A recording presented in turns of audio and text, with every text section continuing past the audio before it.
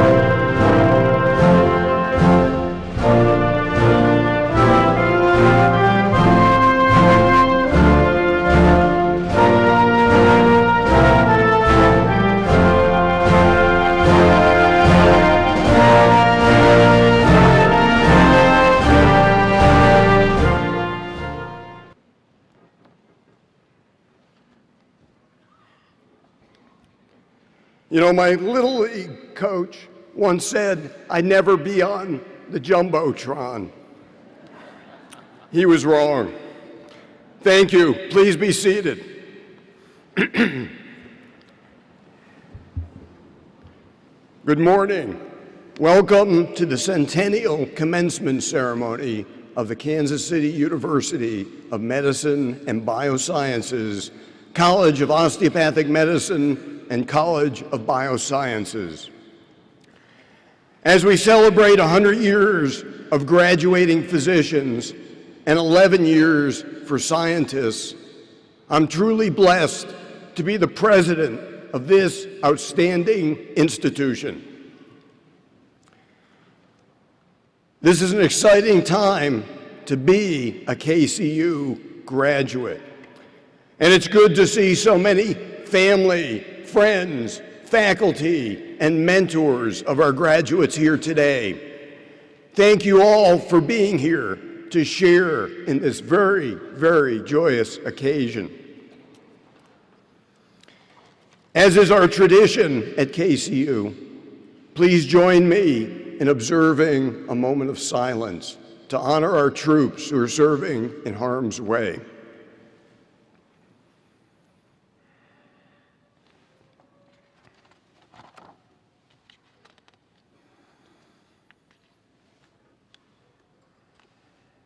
Please now stand for the singing of the national anthem by Sonia Shaw, a third-year medical student in the College of Osteopathic Medicine.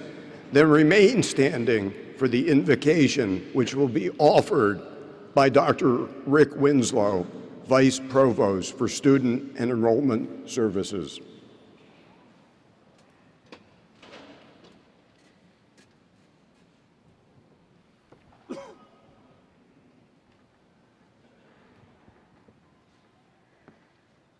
Oh, say, can you see by the dawn's early light what so proudly we hailed at the twilight's last gleaming, whose broad stripes and bright stars through the perilous fight, oh, the ramparts we watched were so gallantly streaming, and the rocket's red glare, the bombs bursting in air, gave proof through the night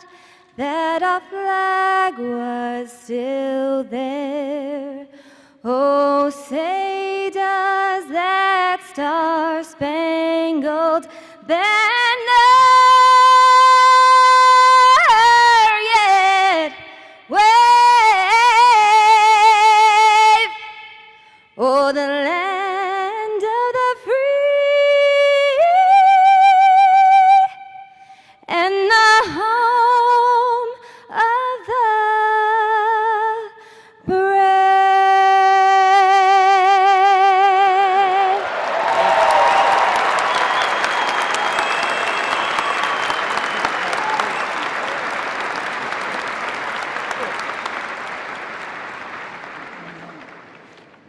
Good morning. Please join me in an attitude of prayer. God of light and learning, who shines through all the works of creation, and who runs as a river in the desert, saving those who thirst after truth and righteousness. We celebrate these student doctors and scientists whose lives face the test of the future. We honor the parents, especially moms, whose nurture has flowed into the mighty stream of talent and commitment demonstrated along this educational journey. We are proud to claim the mantle of improving the well-being of the communities we serve. Your grace prompts all graciousness, your love brings justice, and your light sends us forth to fulfill the promise of our profession. And we ask this in the name of the one who brings us together to celebrate these accomplishments. Amen.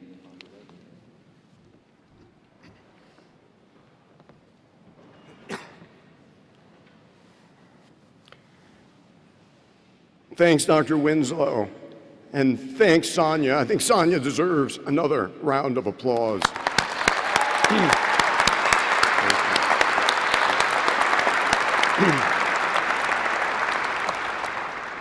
The good news is I'm not going to sing. Once again, welcome graduates, welcome distinguished guests, family, friends to the 2016 Centennial Commencement Ceremony for the College of Osteopathic Medicine and the College of Biosciences. I'm pleased to say that today's ceremony marks the largest graduating class in our 100-year history, 343.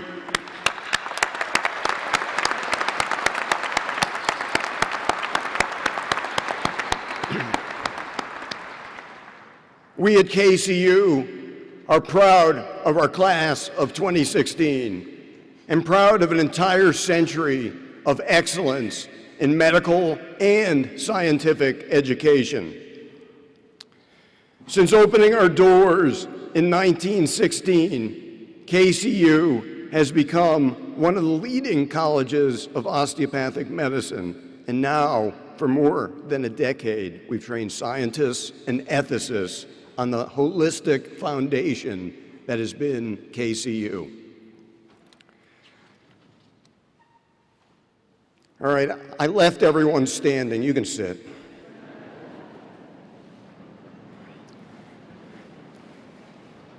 And if you'd like, you can take off your hats too.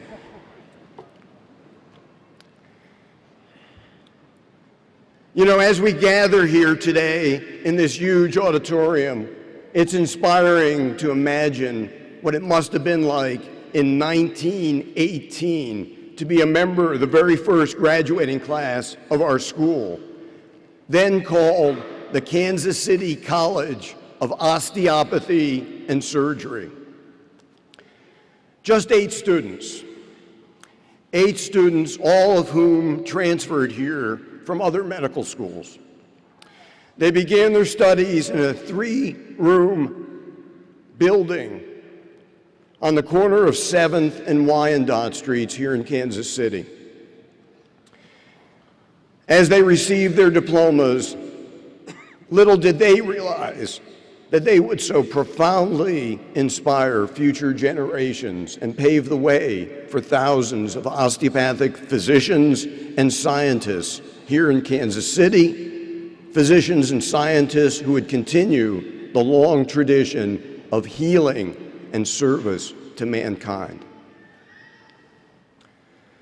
Those 8 students could not begin to imagine the amazing advances in research and medicine that our students have participated in. And our students will continue to carry out the service to our country. Indeed, much has changed for KCU over the years, even in just the short time since today's graduates arrived on campus, medical students 4 years ago. The reason for our work has always been based upon the desire to improve the well-being of the communities we serve. That's our mission statement. KCU continues to invest more than $75 million, in our campus, our programs, to accelerate our academics, our service to the community, and our research missions. During the past year, we've also made tremendous progress on opening a second medical school in Joplin, Missouri. Efforts by our partners in the Joplin community have resulted in $40 million in donations, 40, allowing us to begin to develop the new campus. This campus will focus on the training of primary care physicians to improve access to health care for rural Missouri and the entire Midwest. And on October 22nd, KCU will celebrate our 100th birthday with a Centennial Gala at Union Station. I want you all to be there. I think we only have 1,000 seats though, and there's about 3,500 people here. So tickets are going to go fast. Hey, Centennial Class of 2016, as you graduate today, you will become one of more than 8,000 physicians and scientists from this university who practice in the United States. You'll become part of an alumni base that has a $12 billion economic impact on this country. $12 billion our alums are responsible for. Our alums are also responsible for supporting nearly 82,000 jobs in America. 82,000 jobs from our alums. Take pride in the fact that you will become an alum of the largest medical school in Missouri and the Midwest, as well as the 12th largest medical school in the nation, and a growing force in both medical and scientific education. During this special Centennial commencement ceremony, I'd like to take a moment to recognize two honored guests for their years of service and contribution to our university. I'd like you to stand when I mention your name. Edith Lindsay, custodian and building services. She has worked at the university for 53 years. Longest tenured employee at the university.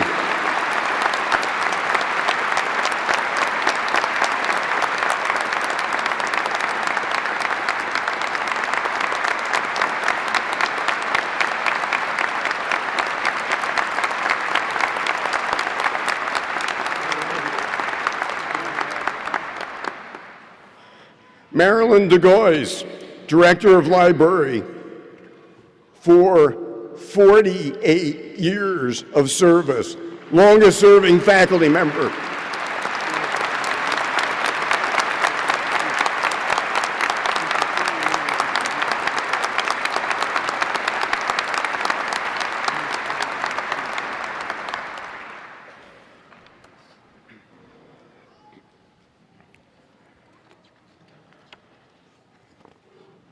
I'd also like to honor two esteemed participants in today's ceremony. First, serving as the Centennial Marshal, Dr. Mike Johnston, Vice Dean of the Kansas City University College of Osteopathic Medicine and alumnus from the class of 1973, and he carried the Centennial Mace, which is somewhere down there, right in the corner there. And it weighed 40 pounds. Dr. J, stand up.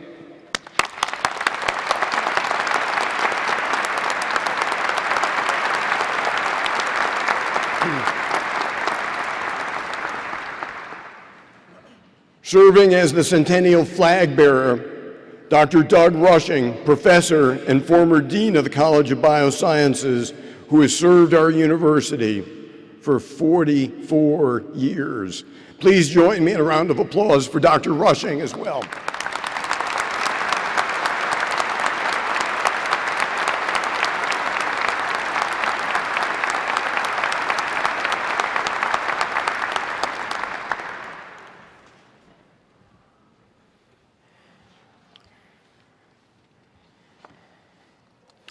And now I'd like to invite to the podium Dr. Marshall D. Walker, a 1972 graduate of the Kansas City University of Medicine and Biosciences College of Osteopathic Medicine, a head and neck surgeon who served as the university's 13th president and currently serves as chair of the KCU Board of Trustees.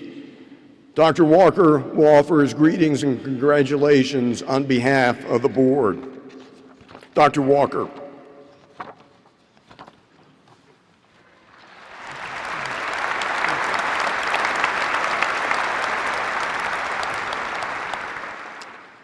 Thank you, Dr. Hahn.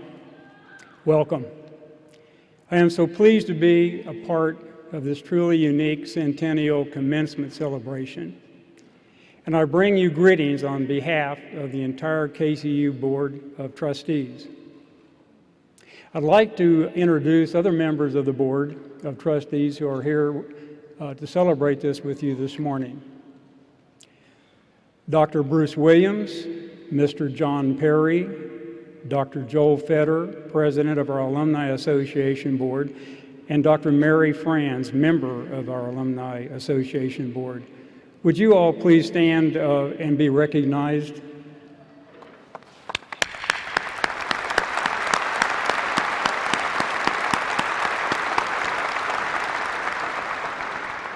Thank you so much to our board members who are here today. Class of 2016, congratulations. What a wonderful year to be graduating. Your class serves as a unique symbol of the rich history of this university and of its centennial.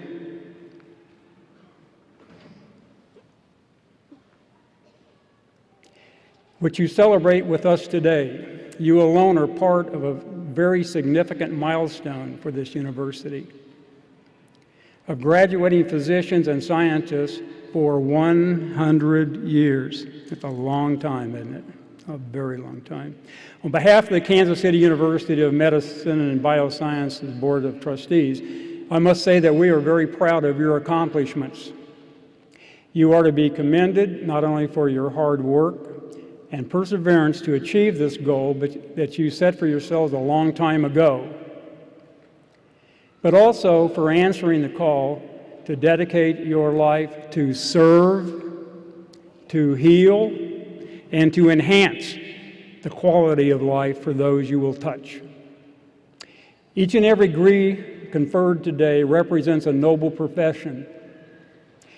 As you leave here, go with both pride in your own accomplishments and gratitude for the people and the institution that help you mold into the professional that you are and will be. Congratulations and best wishes for the honorable profession that you have chosen to pursue.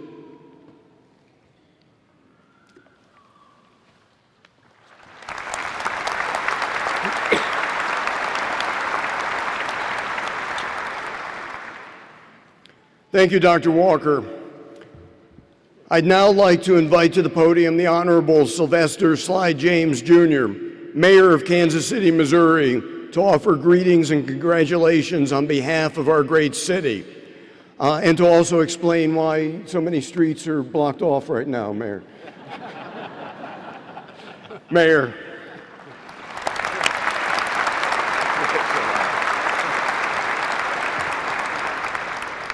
Well, that seemed like a setup.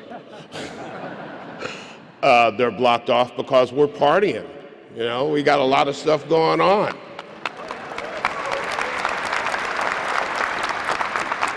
I am not adverse to walking around the block if I can get a free beer and some hot dogs and hamburgers. So come on out and join us. Streetcars running, lots of good things are happening. It is First Saturday. Good morning, and thank you all for having me here. I'm really honored to be with you today. It's an honor to congratulate each and every one of you on reaching this special milestone in your life.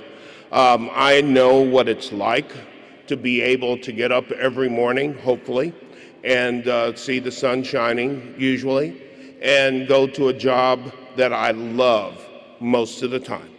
And I hope that you will have that same experience as you finish your academic careers and move out into the practice world. I know the past few weeks and days have been hectic for you. I've been there through law school. I know what it's like to prep for those finals and get ready for graduation and welcome all the people coming from your family from around the country. Some you want to see, some you don't. But today I hope you'll put all of that aside and really just enjoy this moment. It's a moment that's not going to come again. And as tedious as it may be from time to time, it's a moment that you will remember for the rest of your lives and cherish for the rest of your lives. I hope that you will savor all of your hard work and take the time to thank those who supported you along the way. Because without them, frankly, it wouldn't have mattered. And frankly, without them, nothing else does matter. This is really all about family. It's nice to have careers. It's nice to have shiny things. It's nice to accomplish. But at the end of the day, it's really about your family and who you love and who loves you and who supports you and who supports you. Because at the end of the time that we spend on this earth, nobody is concerned about what kind of car is parked out in the driveway. What we're concerned about is who is with us on our bed. So I hope that you will recognize that early and take care of those who've supported you. Thank your teachers, your parents, your friends, your family, your mayor. I'm sorry, I didn't write that in there. Those who've encouraged you and loved you throughout these challenging times. And I also want to make sure that you thank and have a real sense of the privilege that you've had of being at this university. Take time to reflect on this community and beyond, to have lived the university's mission of improving the well-being of the communities we serve. And this community is a tremendous community, made all the better by your mere presence here. Hopefully made better by your staying here after you graduate and you find employment or do whatever it is that you need to do.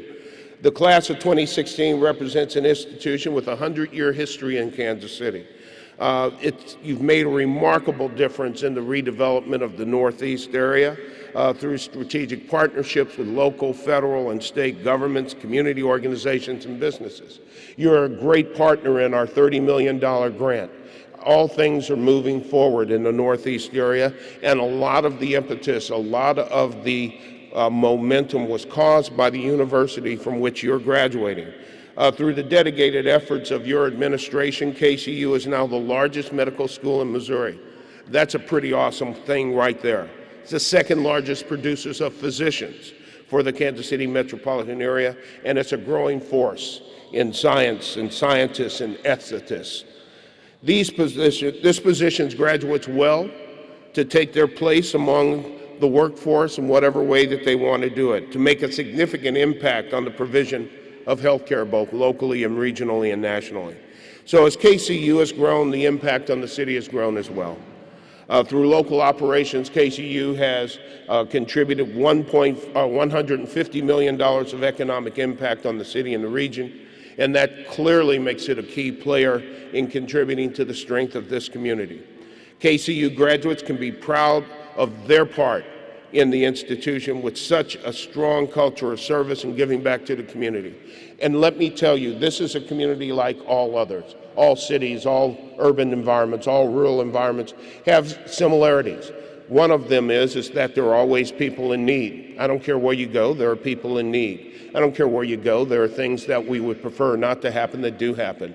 The way that we overcome those things is by working together and having people, strong partners, pull together in order to help solve problems. You've been that as students and as participants in a university. What I'm going to ask you to do is to continue that as citizens of this city. We need you, you need us, but together we can accomplish a lot. I want to congratulate you again on your wonderful accomplishments. I want to wish you success for the future.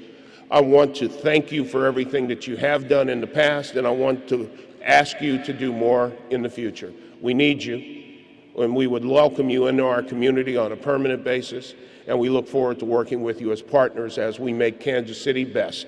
Thank you very much.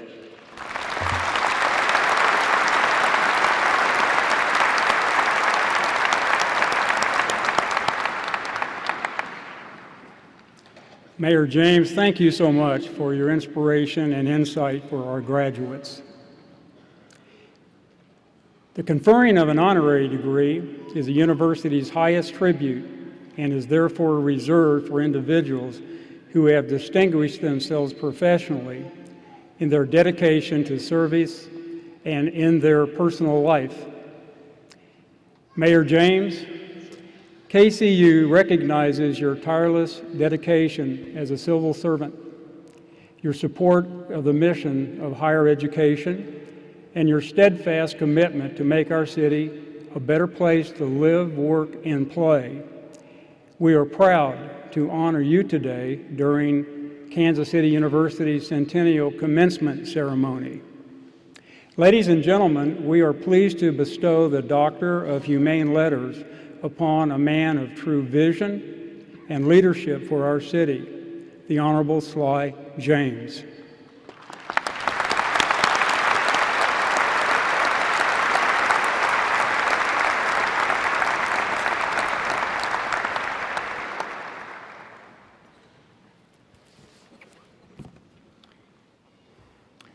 Be it known, the Honorable Sly James, having been so recommended by the Board of Trustees, is hereby awarded the degree of Honorary Doctorate of Humane Letters for contributions, personal and professional, to the betterment of all humanity, conferred with all the rights and privileges appertaining thereto by the authority vested in me by the Kansas City University Board of Trustees and by the state of Missouri. I do hereby confer on Mayor Sly James the degree Doctorate of Humane Letters.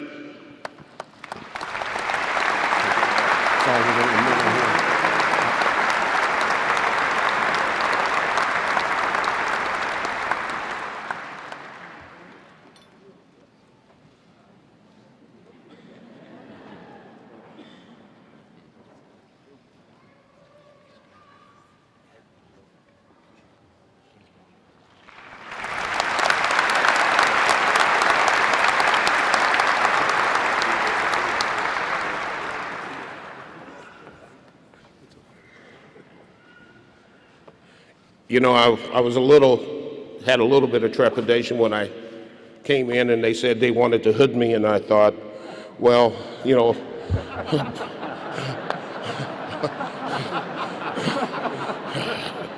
you know, that hasn't always worked out well.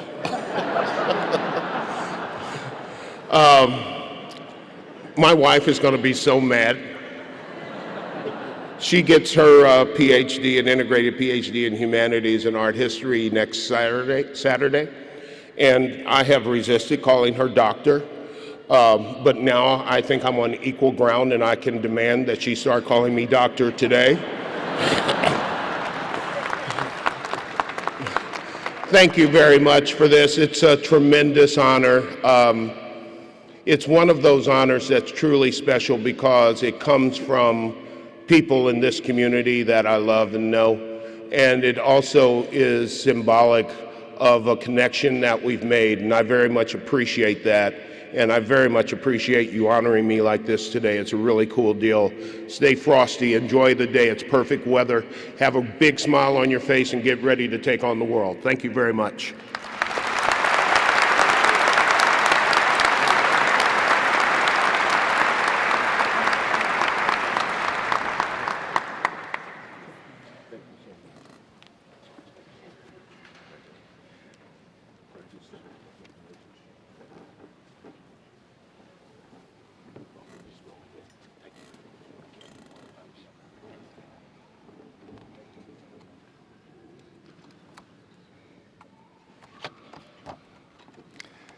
Well, good morning and congratulations. Isn't this a magic day?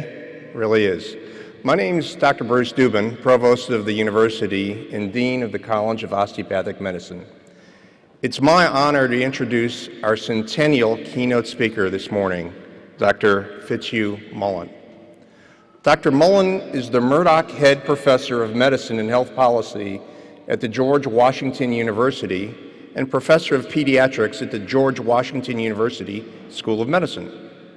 Dr. Mullen graduated cum laude from Harvard University in 1964 and from the University of Chicago Medical School in 1968, then trained in pediatrics.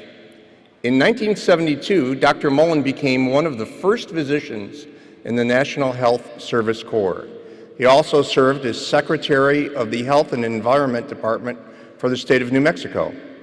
Dr. Mullen served as faculty in the Department of Health Policy and Management at the Johns Hopkins School of Hygiene and Public Health and on the staff of Surgeon General C. Everett Koop. There he directed the Office of Public Health History, eventually rising to the rank of Assistant Surgeon General, Rear Admiral. He served on both the President's Task Force on Healthcare Reform and the Council on Graduate Medical Education.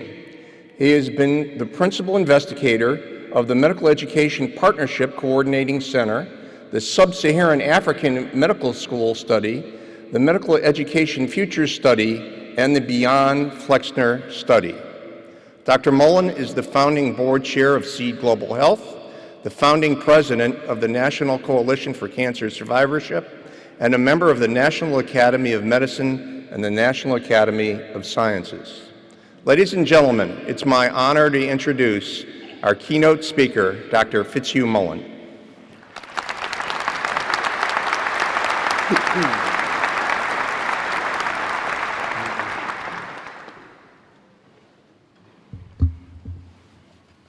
Good morning, friends.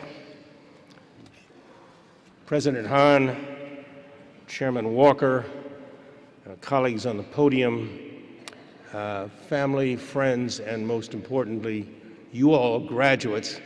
I am delighted to be here and say a few words before the only person standing between you and your degree, so I am cognizant of that too. I'll try to move with due deliberation, due speed. It is fitting also, and a real treat to be here at the 100th, the Centennial of the school. I was thinking that means there are 99 other commencement speakers somewhere this side of the earth or the other side. I tried to channel them a little this morning to see what they had said, but didn't get far in that regard. But I feel part of a legacy, and I'm delighted to be here. I also salute the school for its general accomplishments and the move to the new campus in Joplin, which is clearly a disaster area in the United States, less so now than several years ago, of course, and also a very rural area, a place where medical schools have not often gone.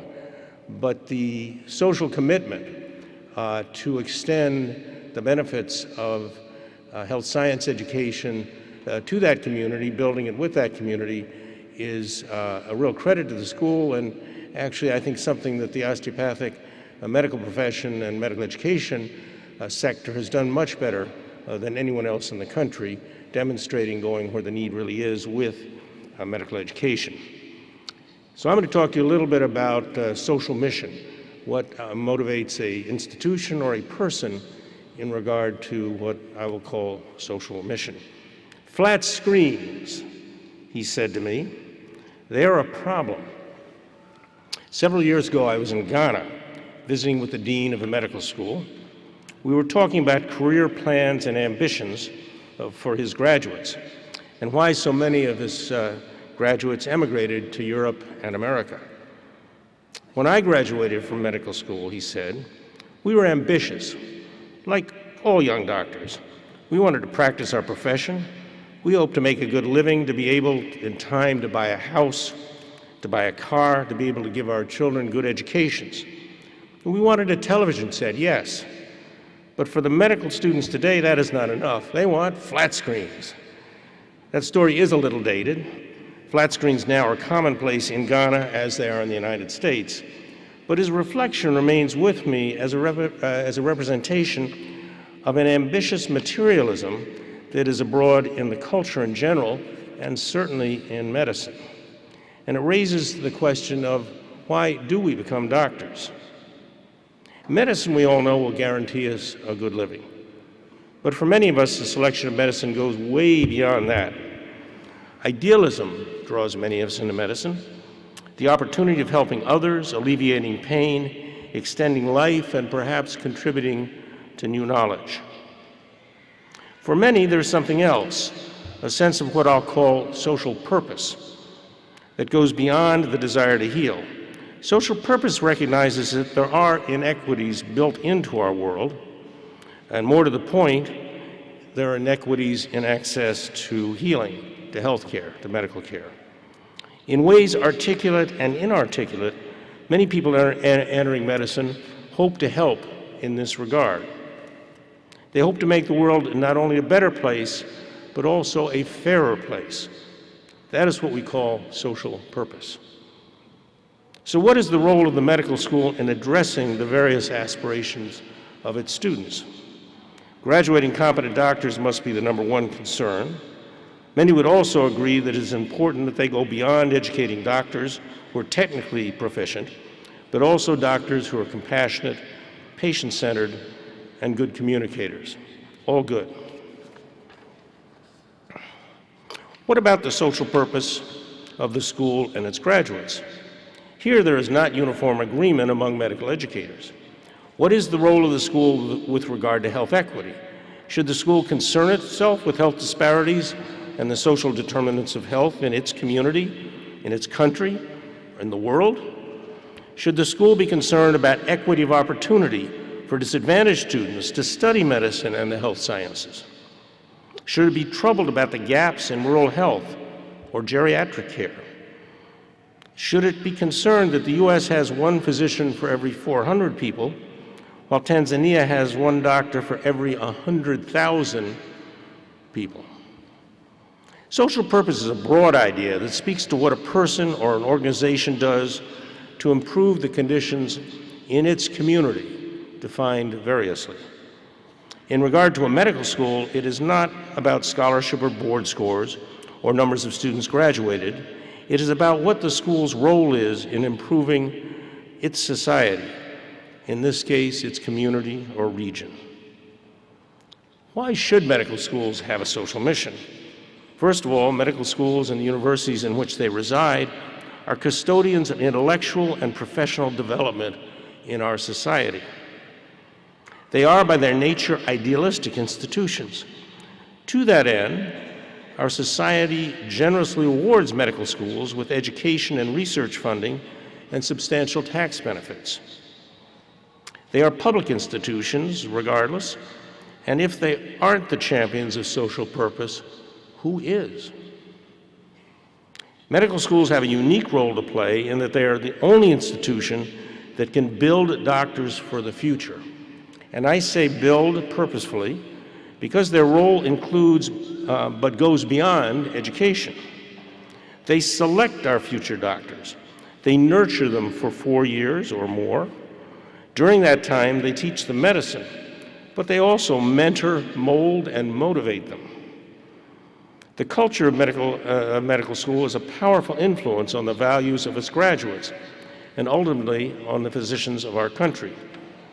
So the articulated, cerebrated, strategized mission that a medical school selects for itself has an enormous influence on who gets to be a doctor and what the values of that doctor in the future will be. The social mission of medical education has not received much systematic attention.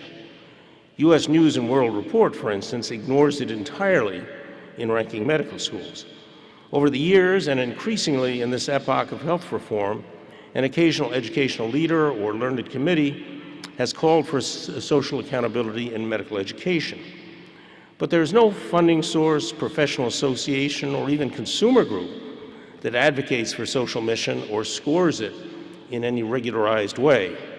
It is not a topic covered by the AOA or the Liaison Committee for Medical Education, the accrediting bodies, COPA, I believe it is, in osteopathic medicine, the medical school accrediting bodies, nor the national board exams and other certification instruments for graduates. The inattention to social mission in medical education stands in stark contrast to the precision with which basic science and more recently clinical science skills are taught and repeatedly assessed. And you're good and familiar with these, having been through the rigors of medical education, pre-medical and medical education, and pre-science and science education. The outsized role of basic science in pre-medical education, the medical college admission test, and the preclinical years in medical school is evidence of the extraordinary cultural importance that medical educators have afforded the science-based capabilities. Think how many times you'll be called on to recite the Krebs cycle during residency. Not often, I dare say. This mindset, in turn, has provided a sound basis for research training and, in some cases, specialty training and practice. It is in stark contrast to the minimal attention generally paid to testing or valuing communication skills, cultural competence, idealism, public interest, or aptitude for teamwork, skills related to the social purpose of medicine and medical education. These observations have a firm historical root. The most important single document ever written about American medical education was published in 1910 under the title An Examination of the Medical Schools of the United States and Canada, better known as the Flexner Report. Abraham Flexner was an experienced educator hired in 1908 by the Carnegie Foundation to report on medical schools of the time. What he found and reported was dismaying. The vast majority of the 155 schools he visited were of terrible quality, largely commercial, and graduating what he called ignorant men. Flexner's proposed solution to the problem of commercial and substandard medical education was that medical education should be limited to what he called research universities that were the beneficiaries of European science and scientific method. Science offered a quality assurance mechanism against commercialism, opportunism, and charlatanism in medical education. The Flexner Report succeeded brilliantly in ransoming medical education from commercialism and bad science. Within 20 years, more than half the country's schools were closed, and virtually all that survived Flexner were university-based. Now, osteopathy, as you may know, grew or maintained itself during this period and became increasingly science-based and increasingly similar to the allopathic tradition to which Flexner addressed most of his attention. But it, from the beginning, did not require a university base, and as such, I think has positioned itself very well for the current epoch, as I'll mention in a minute. Medical education proceeded as a university-based enterprise rooted in academic health centers for the most part, for which research and service delivery became increasingly focal enterprises.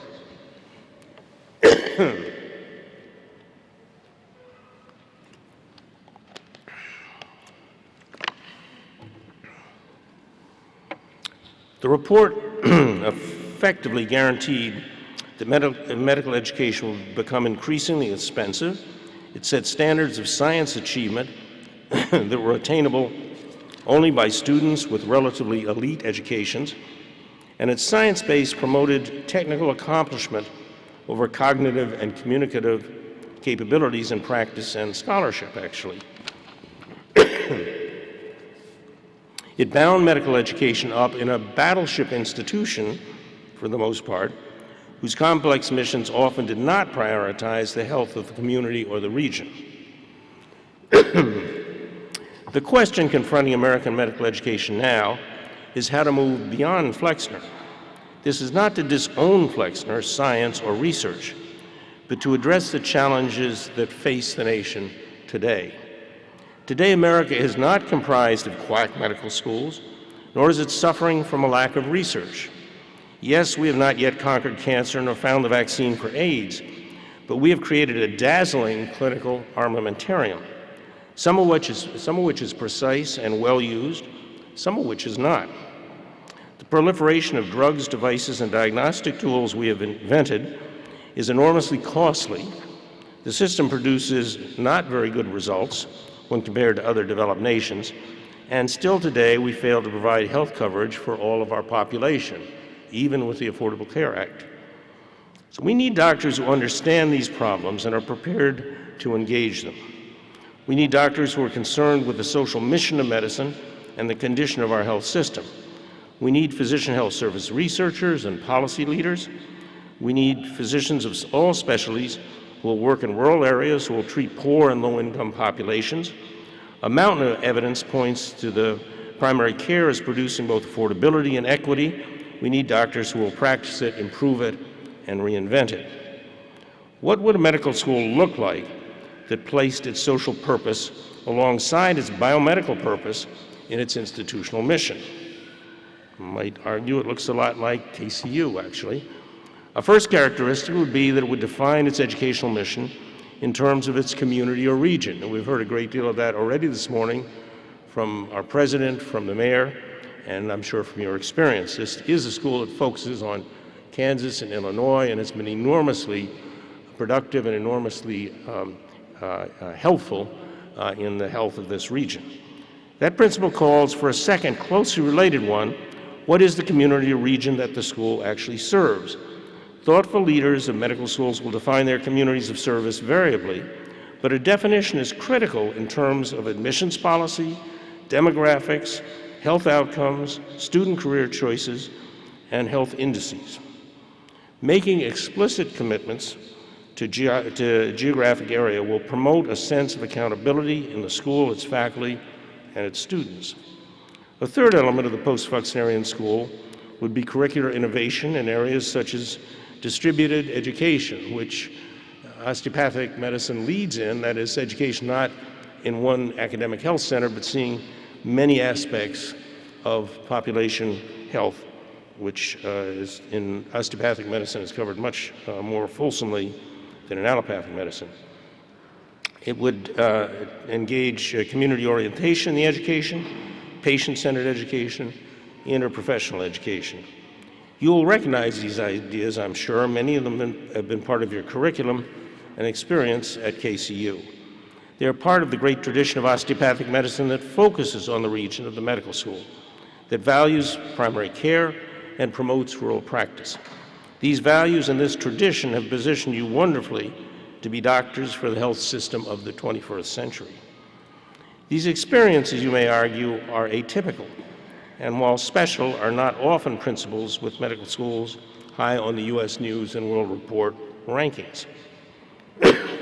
You would be right, of course, and that is precisely the point. Those institutions and those faculty and students who take social missions seriously are often dismissed or undervalued in a world that is taught to respect technical prowess over social purpose. Your practices and your careers need to change public thinking about what it is to be a good doctor.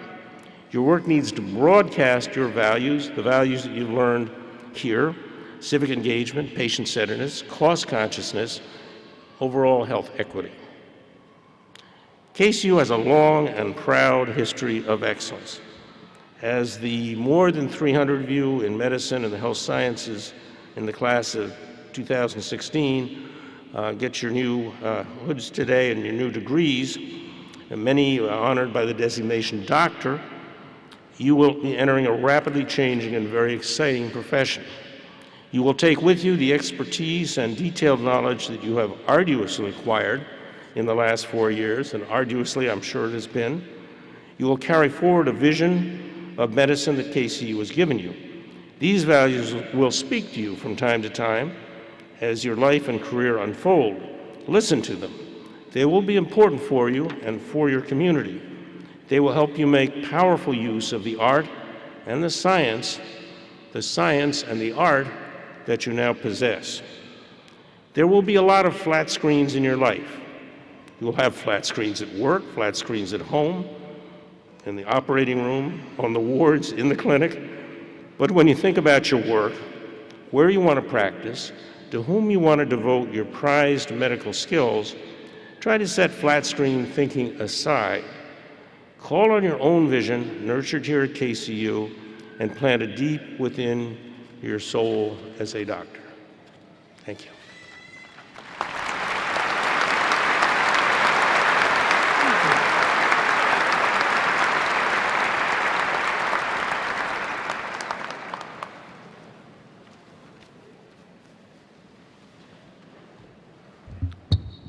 Dr. Mullen, thank you, for there's no one in this country today that's driving change in medical education like our speaker today, Dr. Fitzhugh Mullen.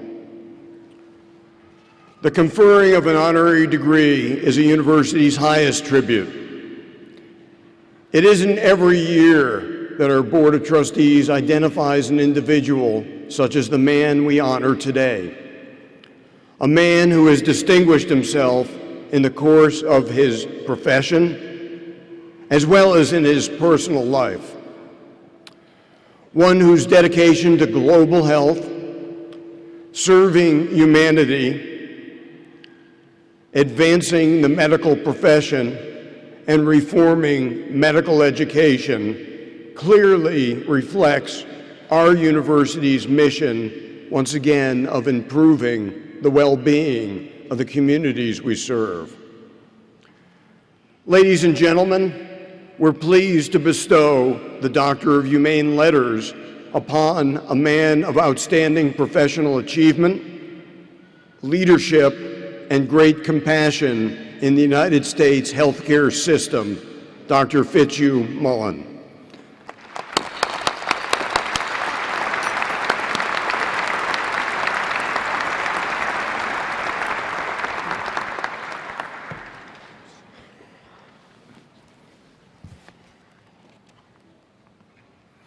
Actually, it's a nice-looking diploma. You guys are going to get one in a second.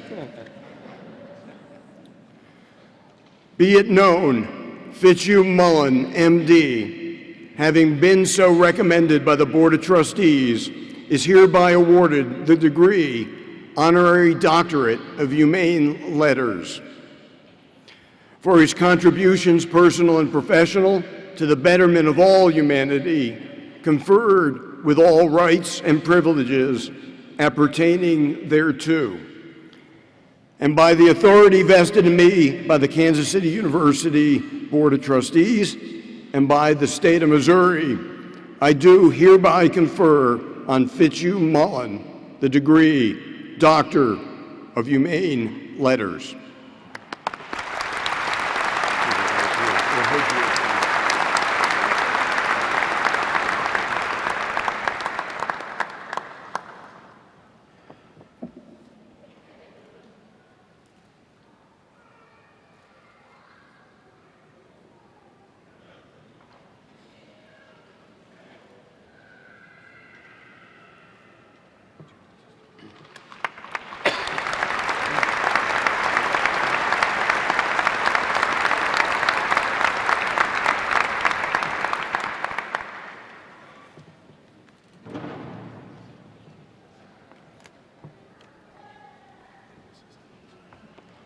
To you, President Hahn, and the Board of Trustees, I'm very appreciative. I've spoken my mind. I will no longer stand in your way of getting one of these. Good luck.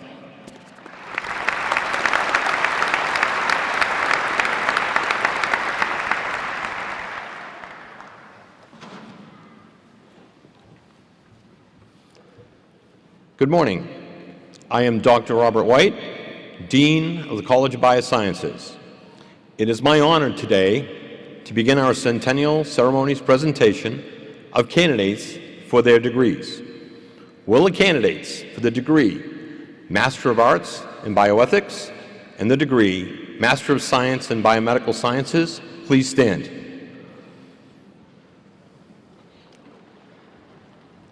The members of our faculty have evaluated these candidates and endorsed these students as worthy of earning their degree. President Hahn, members of the Board of Trustees, honored guests, on behalf of the faculty, it is with great pride that I present to you the Kansas City University of Medicine and Biosciences graduates of the degrees Master of Arts in Bioethics and Master of Science in Biomedical Sciences.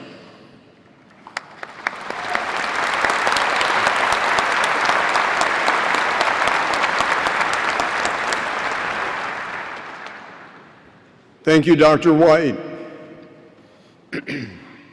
By the authority vested in me by the Board of Trustees of the Kansas City University of Medicine and Biosciences and by the state of Missouri, I do hereby confer upon you the Master of Arts in Bioethics and the Master of Science in Biomedical Sciences with all the rights, privileges, and responsibilities pertaining to your degree. You are hereby recognized as graduates of the Kansas City University.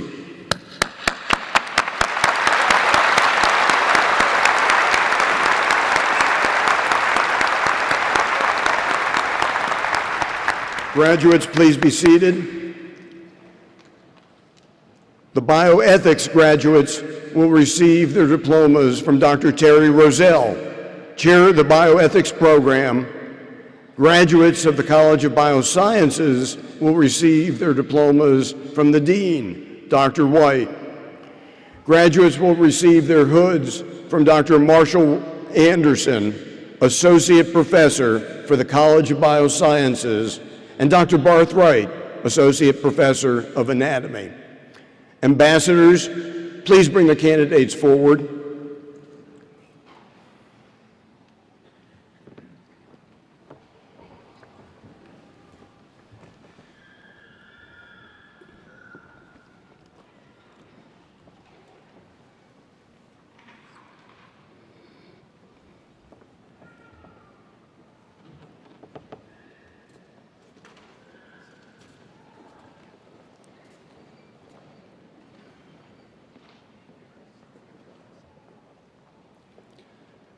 Zelina Haas.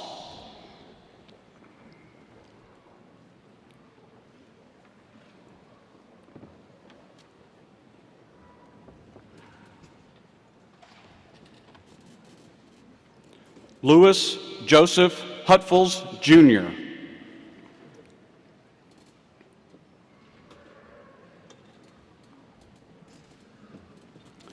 Sidra Sheikh, hooded by Dr. Ozma Zaidi.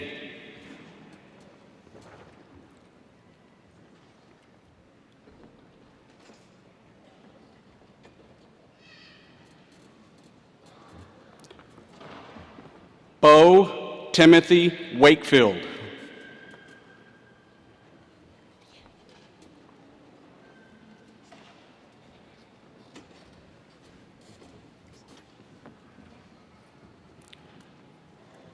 Shanisha K. Williams, hooded by Dr. Ozma Zaidi.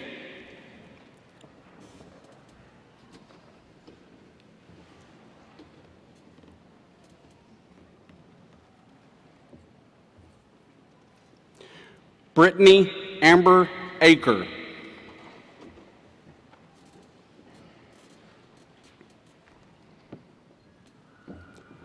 Michael Carmen Baldino.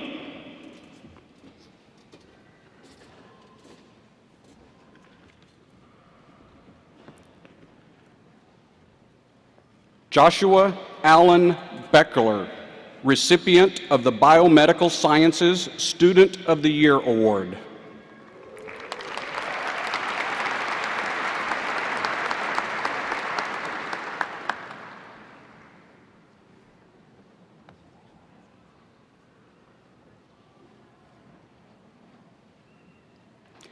Anne Marie Grace Bonaguro.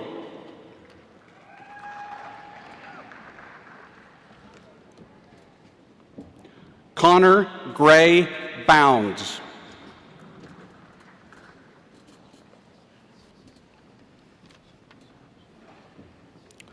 Alejandro Tino Cabello.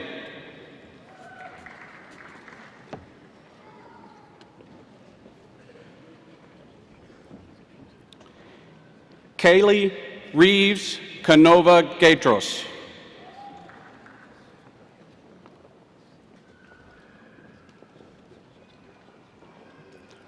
Mackenzie Coitz.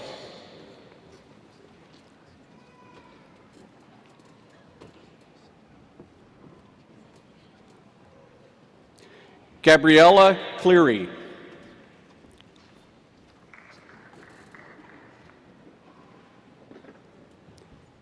Laura Kolbach.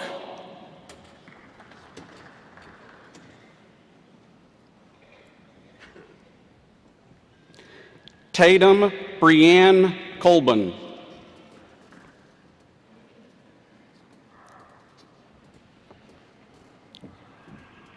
Brooke Elsie Cusino.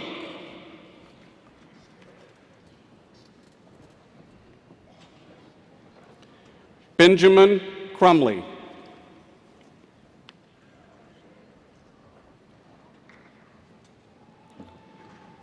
Steve Long Dang.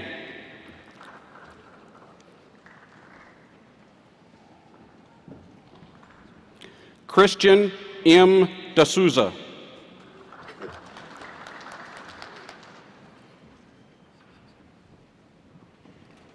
Tyler Lee Dean.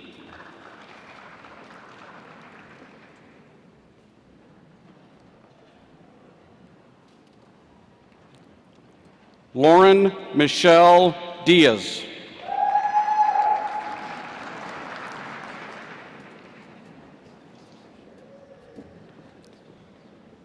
Katie Nicole Fitzgerald.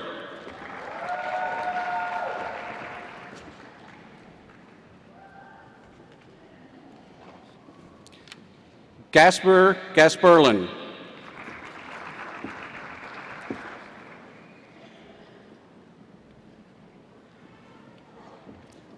Connor Gill.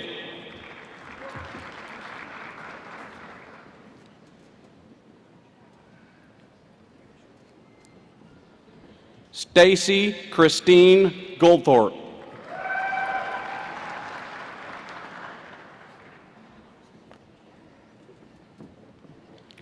Francis Gordon Green.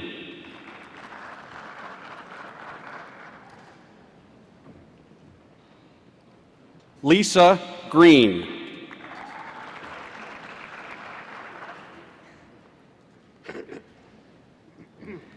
Annalise Gruing.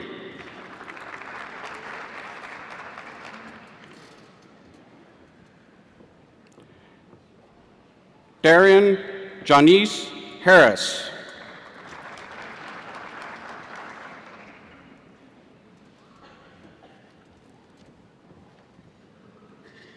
James Reese Harris.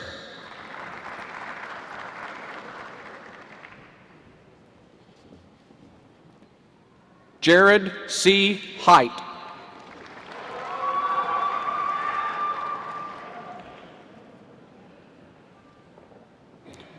Joanna Christine Hild.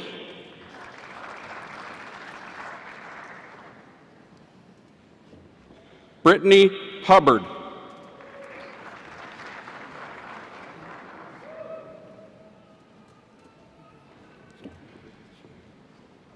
Whitney Lee Jennings.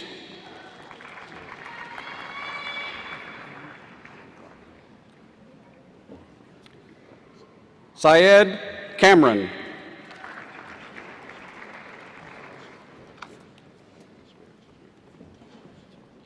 Shelby Kirkendall.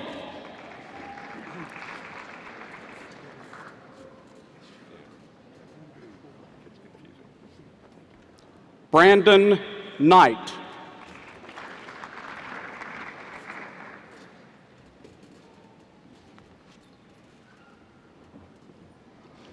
Rachel Ann Lynn.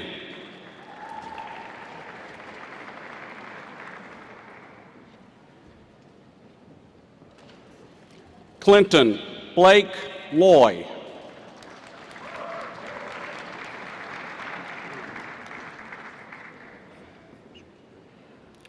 Zarnaz Mahmood.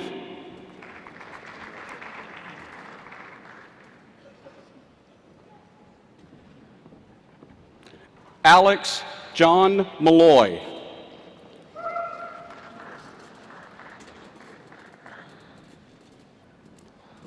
Kathleen McKenzie.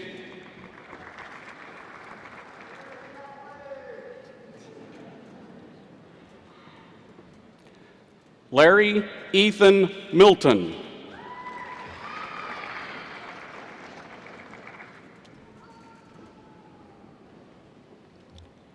Andrew Stephen Molitaris.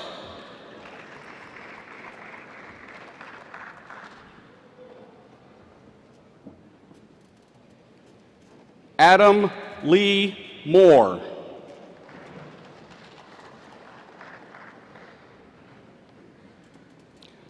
Lucas Lakin Moore.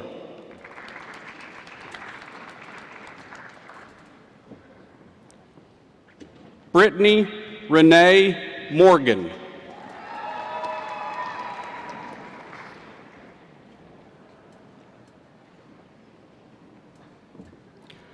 Connor Moylan.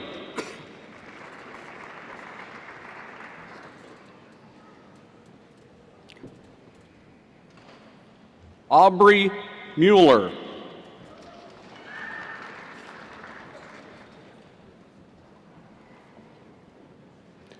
Chelsea Harden Murphy.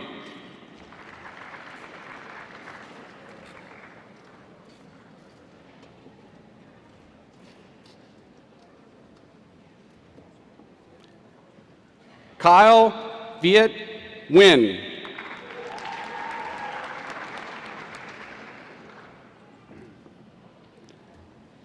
Alex John Andrejczyk.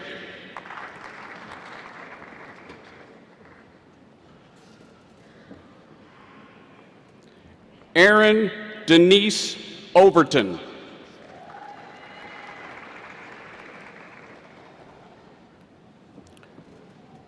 Kavi Patel.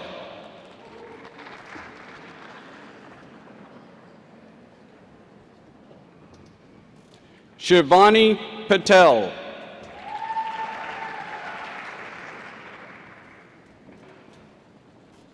Roman Permyakov.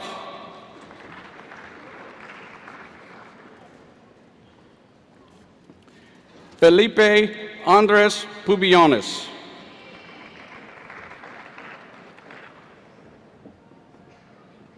Trey Bernard Ramirez.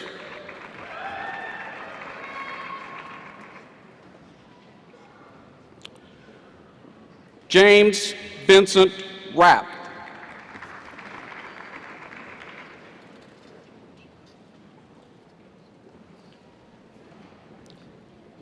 Benjamin David Ricewig.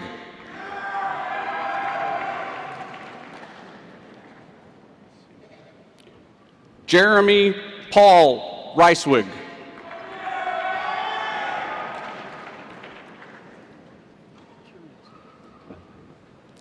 Curtis Blake Rexroth.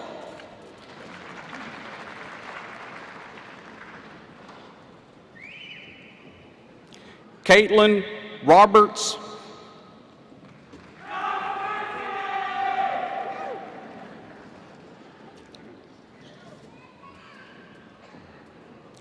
Chelsea Nicole Runez.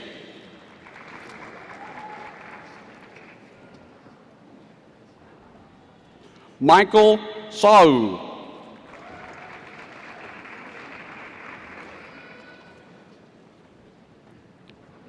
Corbin Emerson Sapp.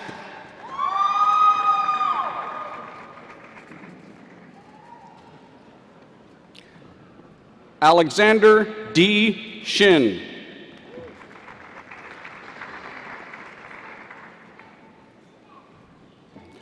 Tyler Jacob Shriver.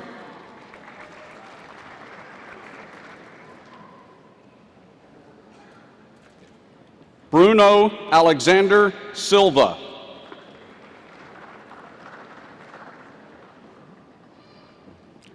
Brittany Lee Sipp.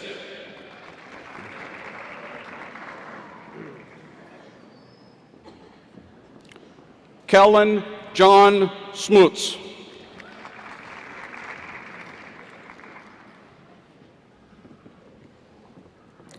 Candace Hope Snyder.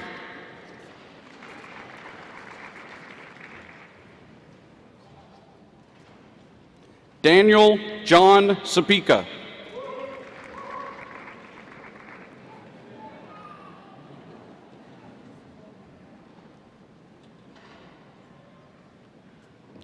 Ursula Syed.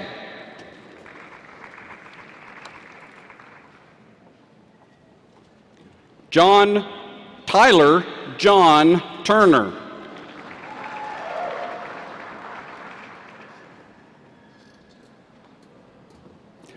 Alyssa Ann Urick.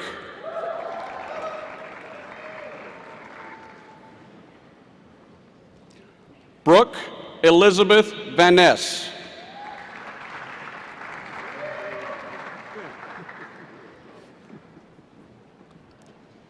Zachary Vincent.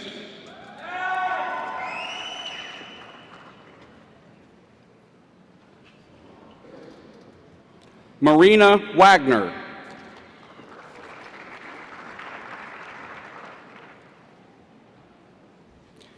Kimberly Ann Wong.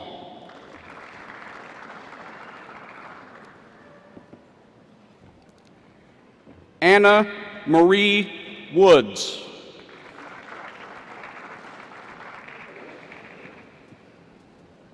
Alexandra Nicole Worster.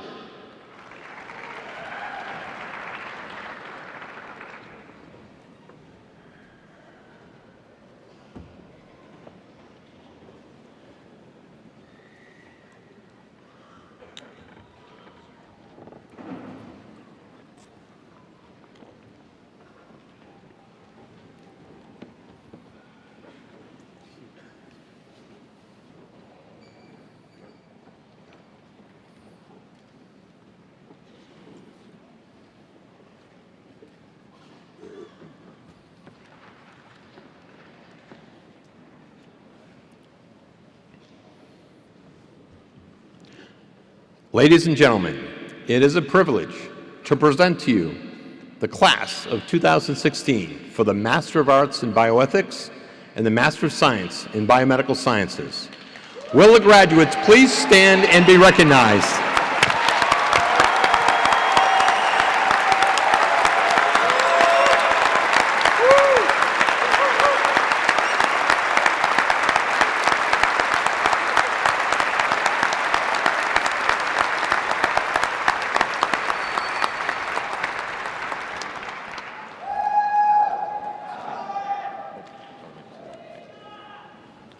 Please be seated.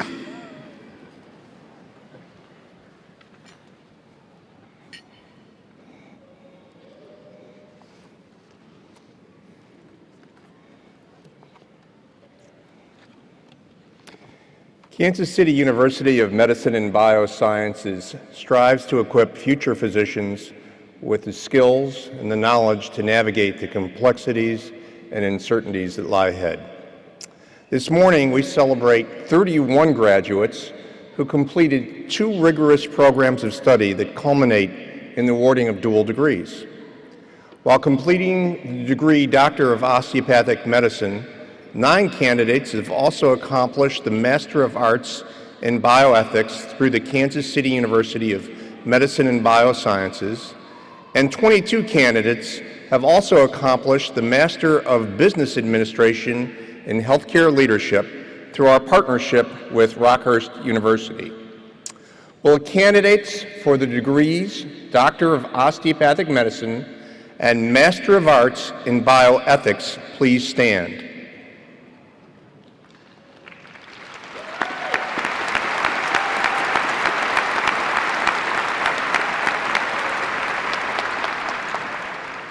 The members of our faculty have evaluated these candidates and endorsed all students as worthy of earning the dual degree, Doctor of Osteopathic Medicine and Master of Arts in Bioethics.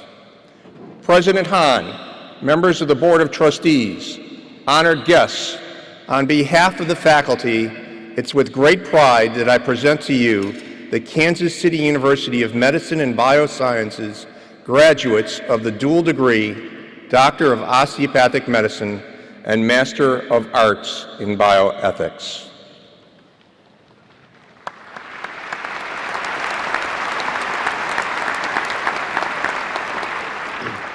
Thank you, Dr. Dubin.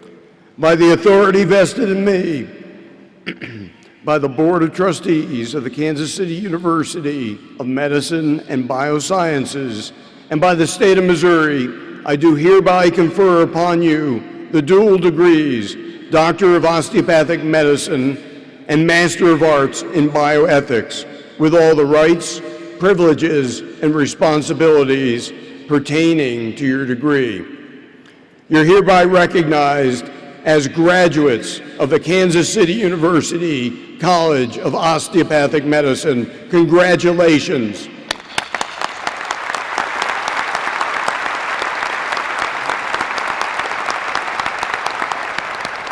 Please be seated.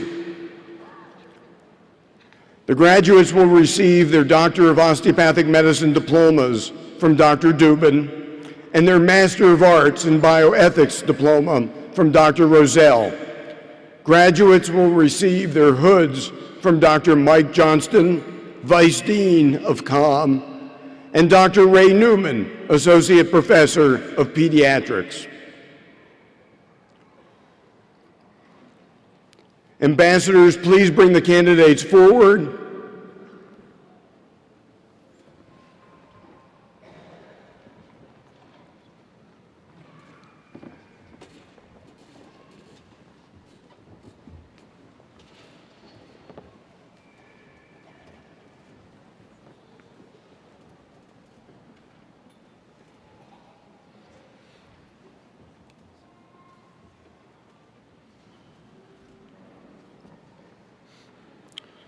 Dr. Kyle Bartholomew Armstrong.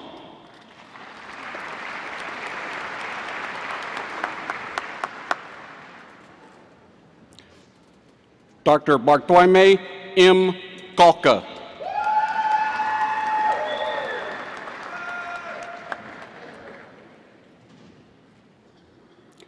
Dr. Emily Ann Freeman, hooded by Dr. Fanny Freeman.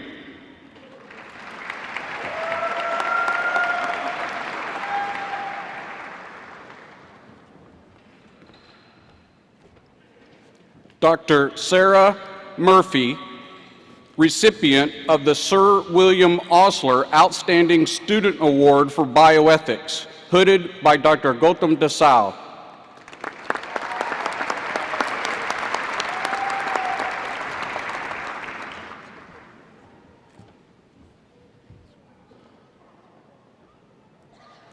Dr. Lauren Laprille Olson.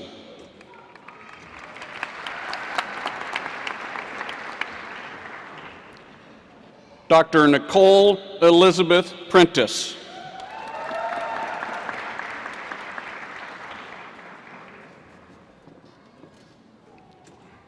Dr. Matthew John Snowden, hooded by Dr. Ray Newman.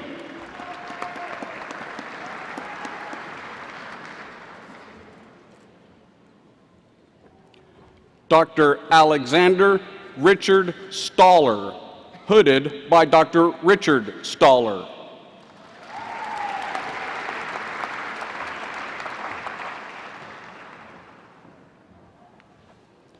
Dr. Sarah Catherine Stinson.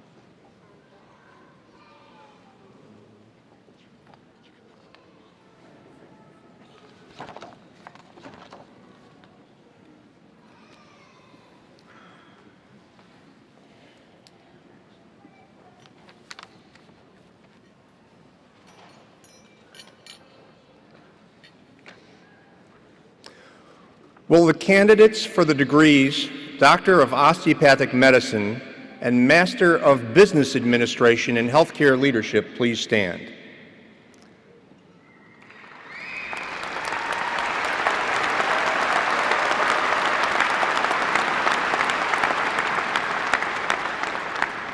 The members of our faculty and the faculty of Rockhurst University have evaluated these candidates and endorsed all students as worthy of earning the degrees Doctor of Osteopathic Medicine and Master of Business Administration in Healthcare Leadership.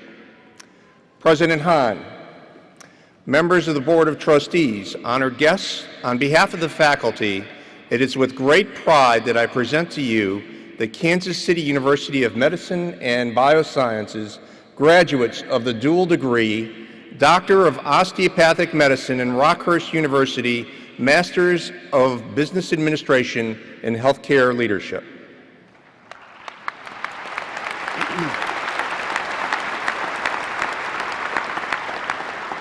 Dr. Dubin, again, thank you. by the authority vested in me by the Board of Trustees of the Kansas City University of Medicine and Biosciences, and by the Board of Trustees of Rockhurst University, and by the State of Missouri, I do hereby confer upon you the degree Doctor of Osteopathic Medicine and Master of Business Administration in Healthcare Leadership, with all of the rights, with all of the privileges and responsibilities pertaining to your degrees. You're hereby recognized as graduates of both Kansas City University and Rockhurst University. Congratulations.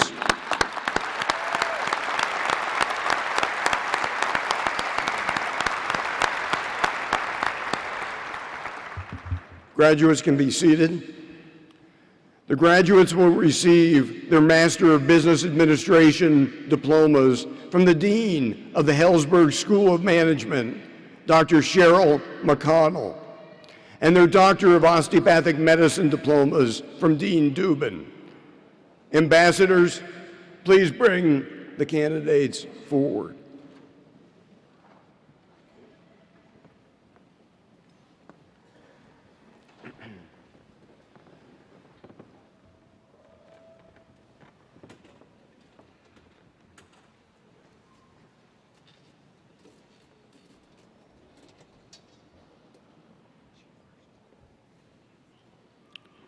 Dr. Navpreet K.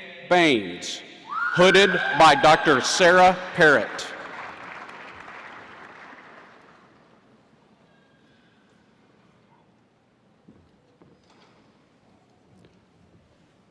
Dr. Curtis Joseph Behina, hooded by Dr. Michael Johnston.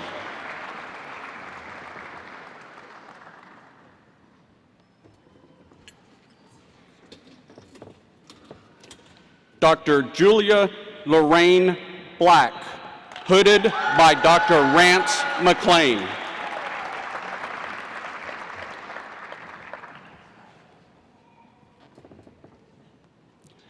Dr. Stephanie Christine Carr, hooded by Dr. Gautam Desai.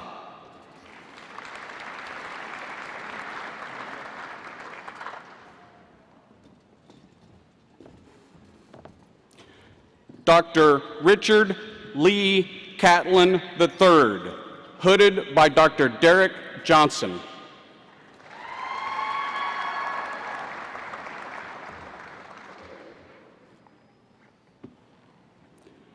Dr. Gerald Joseph Diskin.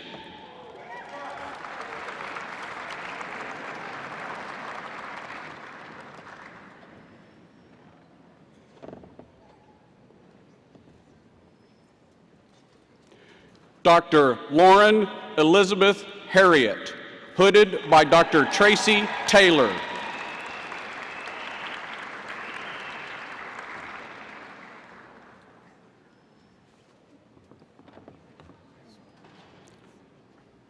Dr. William Kyle Quas, hooded by Dr. Gautam Desai.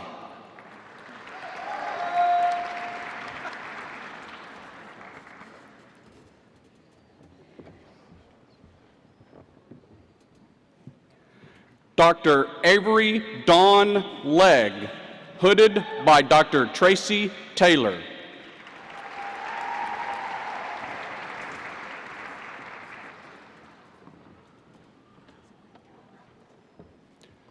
Dr. Ming Y. Lien, hooded by Dr. David Lien.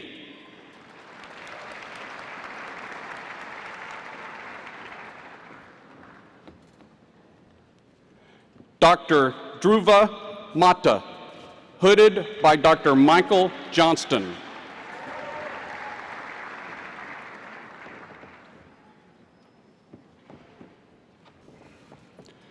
Dr. Larry Eugene Matthias III, hooded by Dr. Michael Johnston.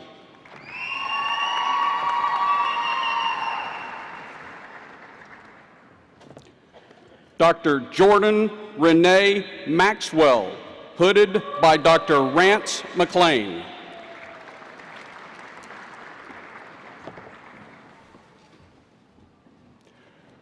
Dr. Zachary Wayne Oman.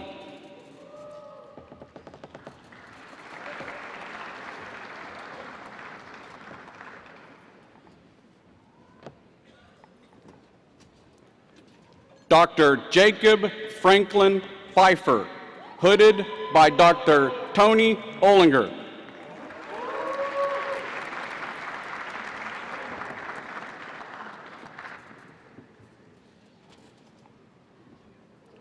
Dr. Weston David William Ross.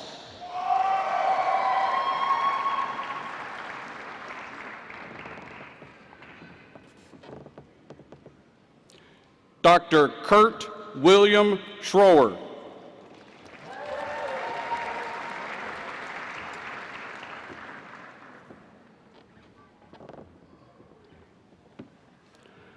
Dr. Kyle Alexander Schultz, hooded by Dr. Carl Schultz.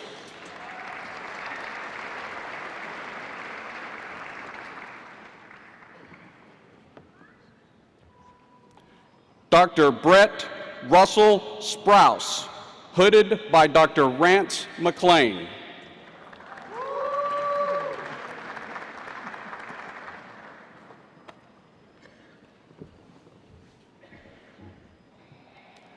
Dr. Sean Michael Stokes.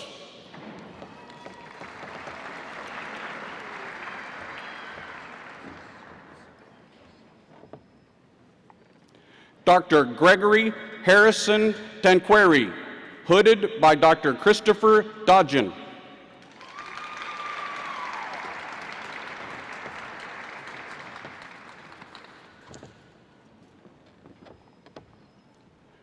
Dr. Hillary Ann Turner, hooded by Dr. Scott Kempton.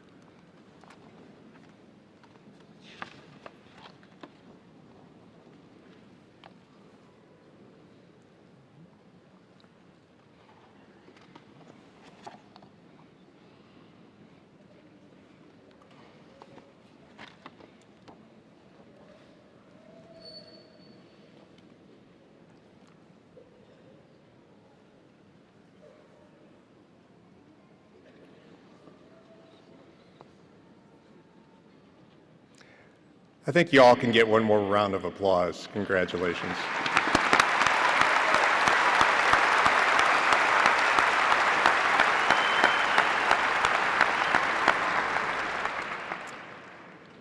So let's see, what's next? Oh, will the candidates for the degree Doctor of Osteopathic Medicine please stand?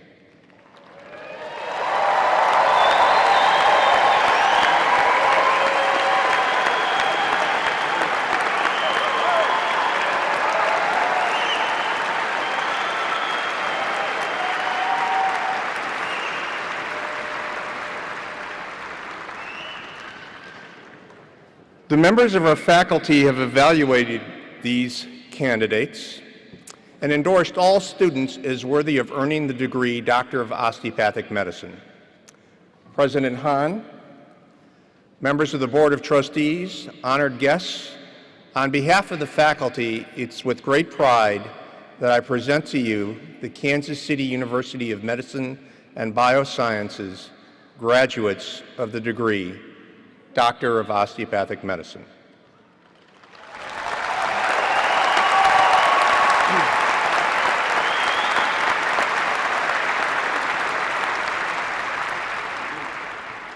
Dr. Dubin, thank you. By the authority vested in me by the Board of Trustees of the Kansas City University of Medicine and Biosciences and by the state of Missouri, I do hereby confer upon you the degree Doctor of Osteopathic Medicine, with all the rights, privileges, responsibilities pertaining to your degree. You're hereby recognized as graduates of KCU. Congratulations.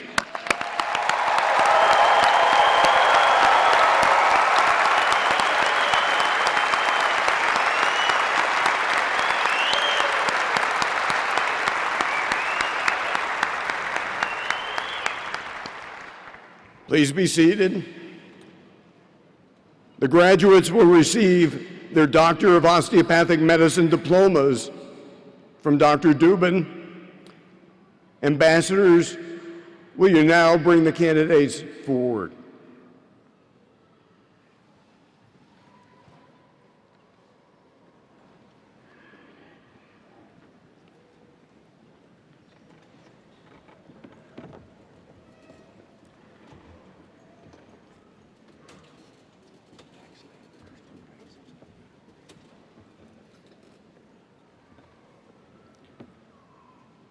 Dr. Amard John Absejo, hooded by Dr. Arne Absejo.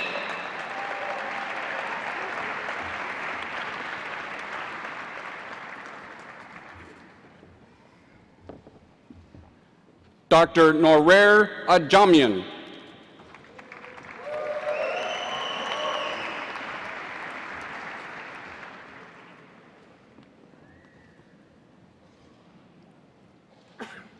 Dr. James Stephen Aiken.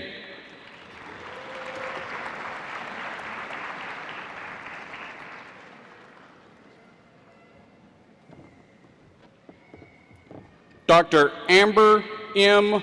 Alber, hooded by Dr. Andrew Porter.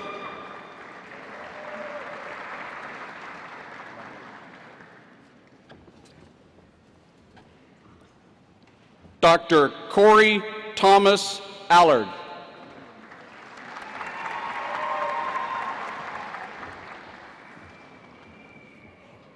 Dr. Amber Lynn Hannah Allen, hooded by Dr. Robert Moulton.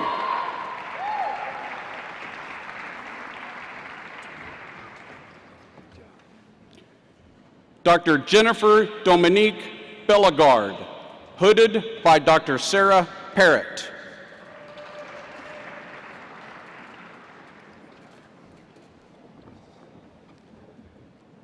Dr. Abdurrahman Bouzid.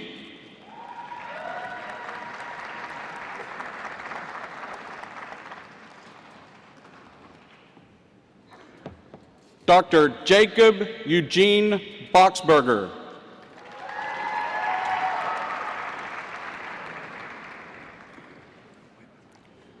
Dr. Michael Owens Boyd, hooded by Dr. Christopher Tyson.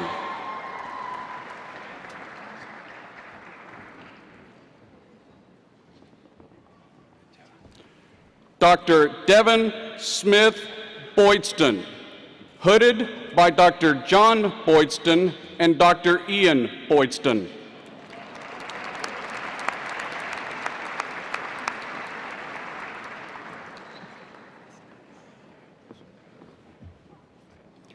Dr. Natasha Victoria Boydston, hooded by Dr. John Boydston and Dr. Ian Boydston.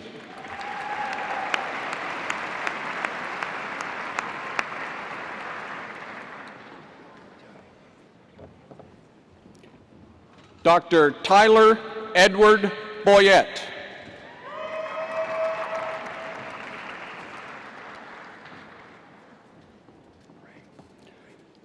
Dr. Catherine Weber Bronlick, recipient of the Student DO of the Year Award, hooded by Dr. Tracy Taylor.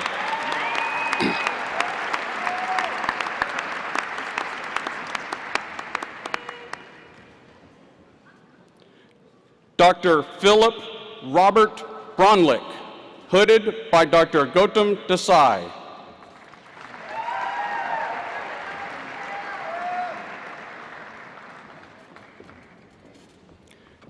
Dr. Corey James Brown.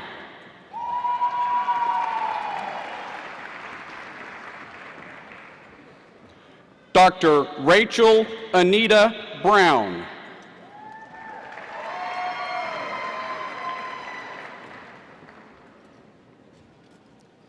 Dr. Aubrey Ray Neville Brunding.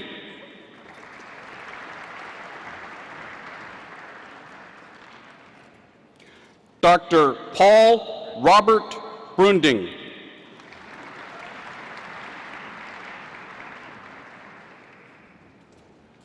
Dr. Aria Teresa Bryan.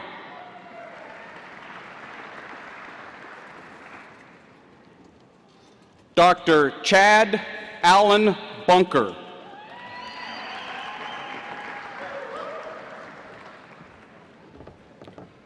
Dr. Kelsey Lynn Cabrera, hooded by Dr. Bruce Williams.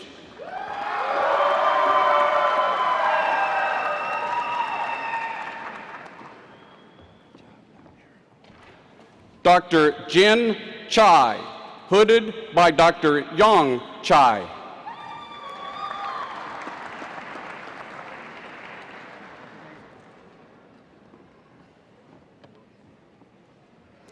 Dr. Nathaniel A. Campbell, hooded by Dr. Philip Wolf.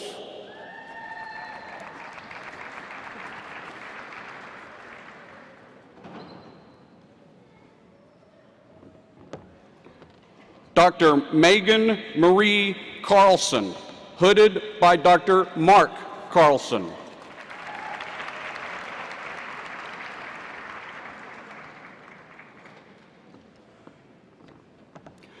Dr. Thomas Anthony Cerrone.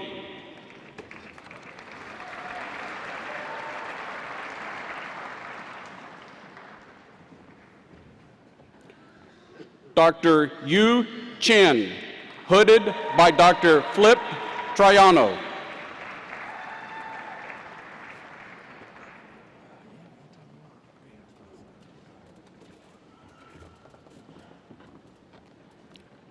Dr. Susan Chung.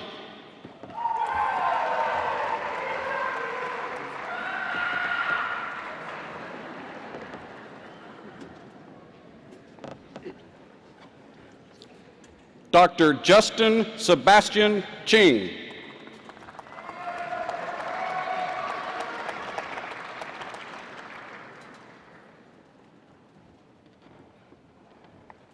Dr. Andrew Dean Clitheroe, hooded by Dr. Frank Fitzpatrick.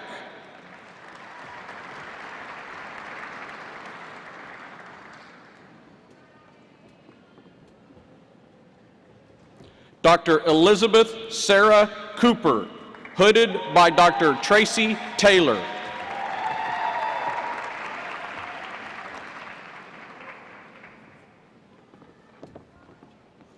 Dr. Catherine Elizabeth Critchfield.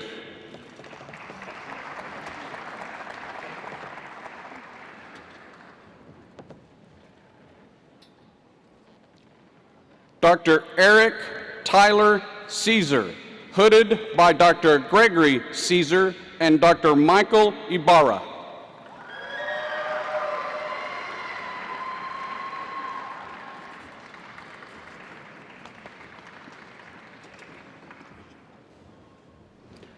Dr. Nicholas Clausen Daney, hooded by Dr. Frank Fitzpatrick.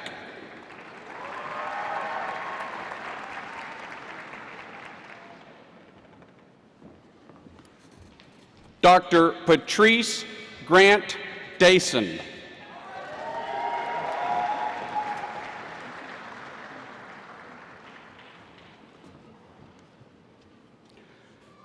Dr. Michael Douglas Davis, Jr.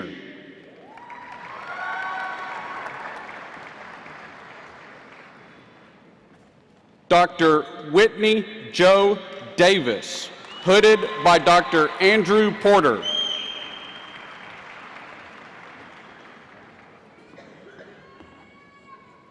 Dr. Rachel Janelle Deek, hooded by Dr. Sarah Parrott.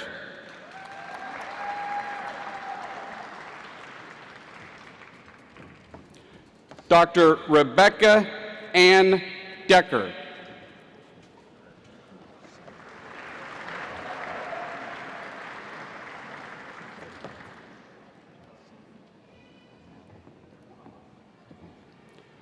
Dr. Chadwick Miles Dinsley, recipient of the Dean's Award, hooded by Dr. Gautam Desai.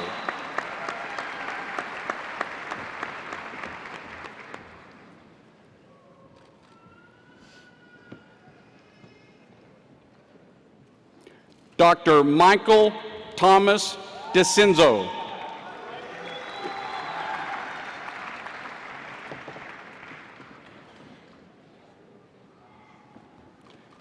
Dr. Timothy James Dobbin.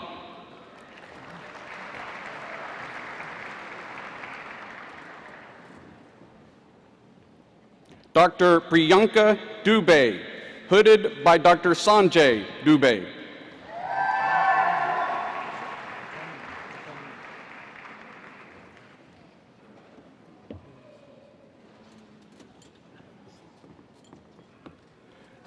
Dr. Nirjor Datu.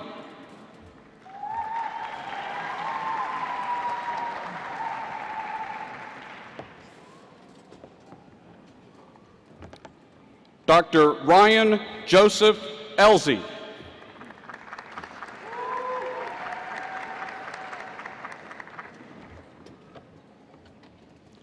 Dr. Ryneel Nielsen Eugenio, hooded by Dr. Maria Eugenio.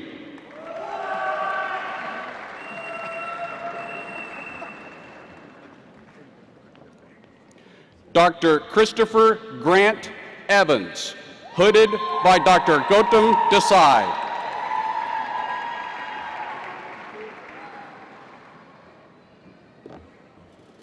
Dr. Julia Kathleen Faller, hooded by Dr. Dennis Knight.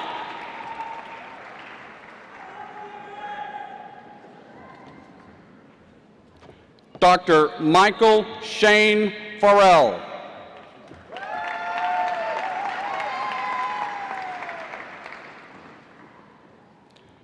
Dr. Natasha Eileen Fazel.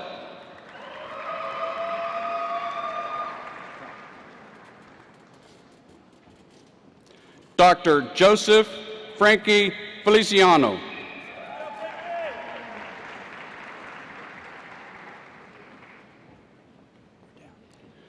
Dr. Austin David Ferguson, hooded by Dr. Robert England.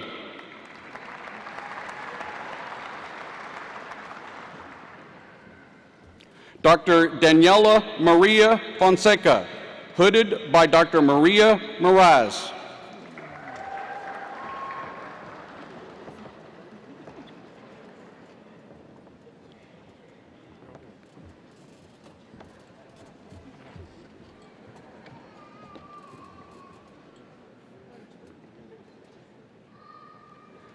Dr. Mary Benedette Fortini, hooded by Dr. Andrew Porter.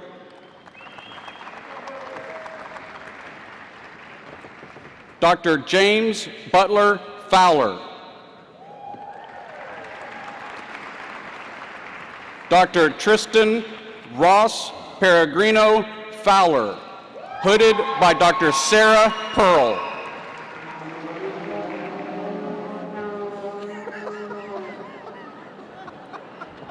Dr. Hayden William Franz, hooded by Dr. Mary Franz.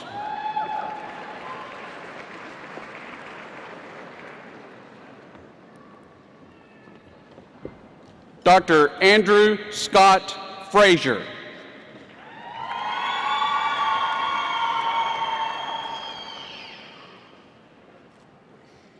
Dr. Brent Takeshi Furumoto.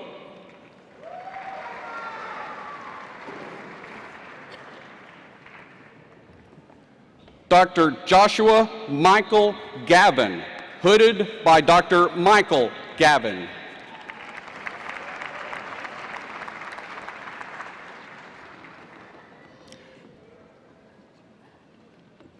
Dr. Karen Louise Gayer, hooded by Dr. Gautam Desai.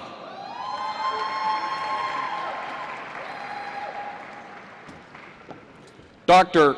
Brandon Michael Jessling, hooded by Dr. Ryan Jessling.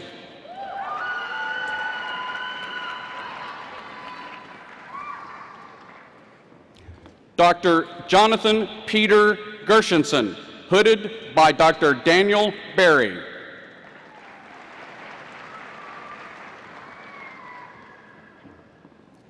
Dr. Mark Metat Gergis, hooded by Dr. Cynthia Yongo.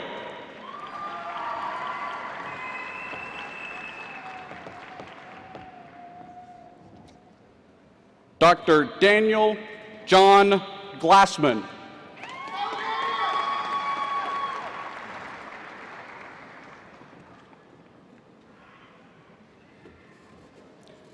Dr. Jenny Graham Godwin.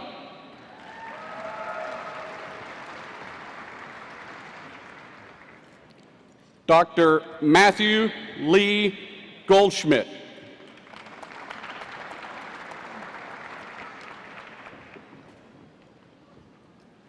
Dr. Olga V. Gorshkalova.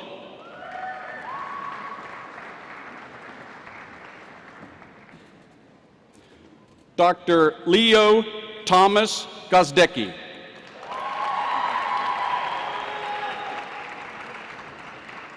Dr. Amanda Nicole Hangy.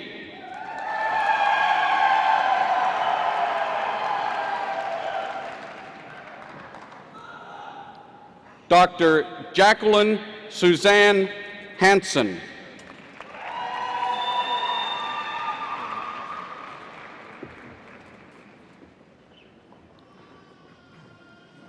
Dr. Kudsiya Huck, hooded by Dr. Mahmoud Huck.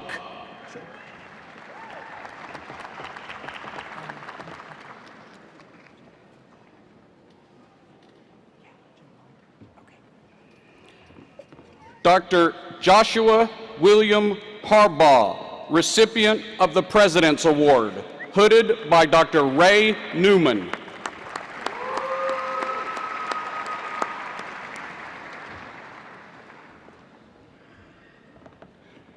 Dr. Andrew Collins Hatkoff.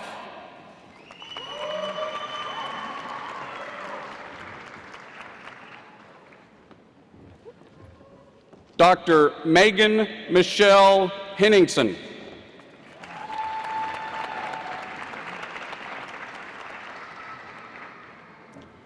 Dr. Marcus Rayborn Hennon, hooded by Dr. Julie Sinney.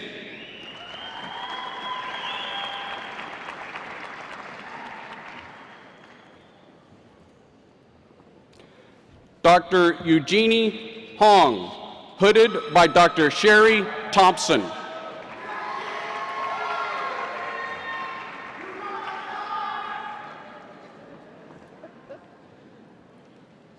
Dr. Jeremy Michael Horak, hooded by Dr. Luther Martin.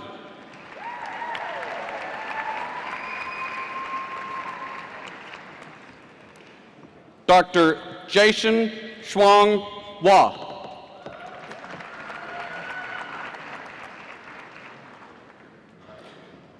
Dr. Hillary Page Hunsinger.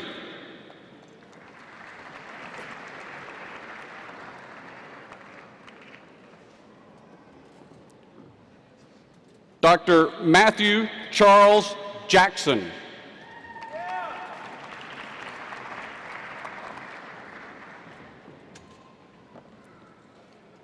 Dr. Allison Rose Jakeman, hooded by Dr. Edward Salib.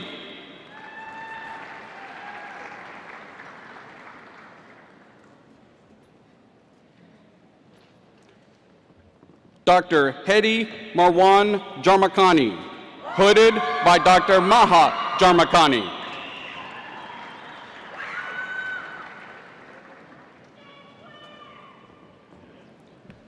Dr. Ina Joe.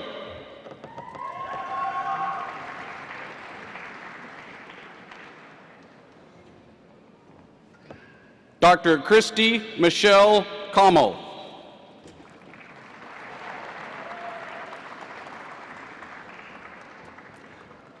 Dr. Erin Nicole Castle.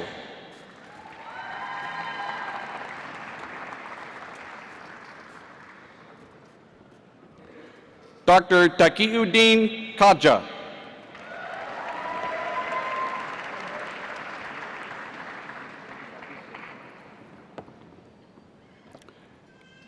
Dr. Matnoor M. Khan, hooded by Dr. Mahmood Khan.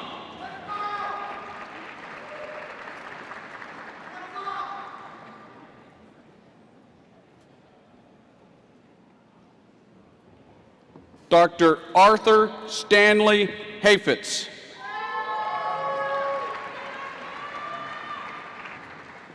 Dr. Varsha Kishore, hooded by Dr. Jan Talley.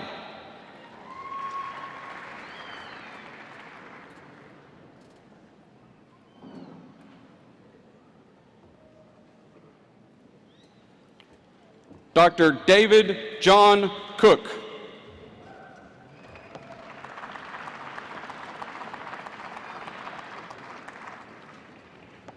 Dr. Cassandra Lee Kostecki.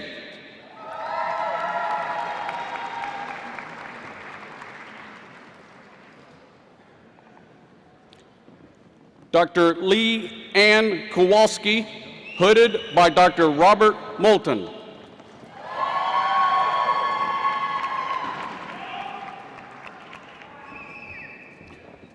Dr. Mikhail Louis Wedberg Kraft.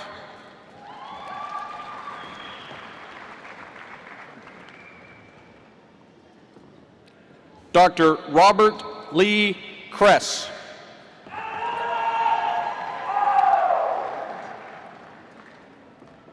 Dr. Robert Hunter Krieger, Jr.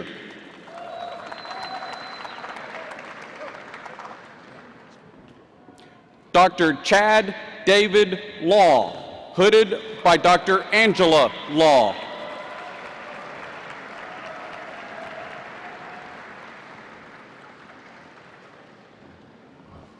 Dr. Adam Joseph Legg, hooded by Dr. Thomas Legg.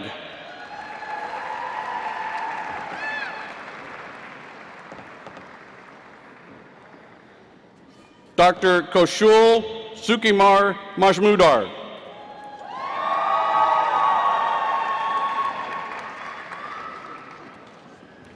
Dr. Kelly May Malik, hooded by Dr. Stephen Langer.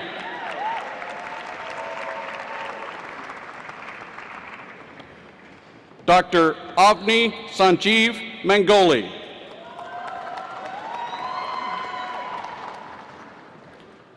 Dr. Matthew K. McAllister II, hooded by Dr. Kyle McAllister.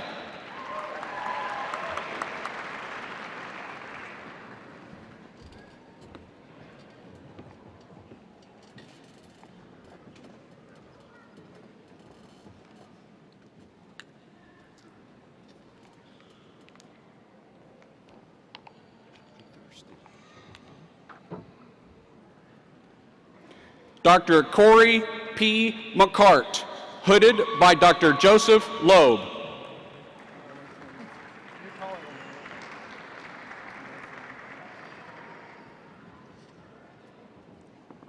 Dr. Hillary Ann Kovacs McKinley, hooded by Dr. Albert Butalid.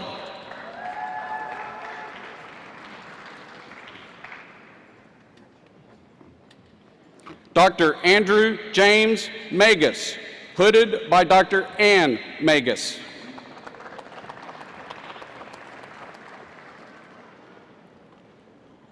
Dr. Casey Jane Murhoff.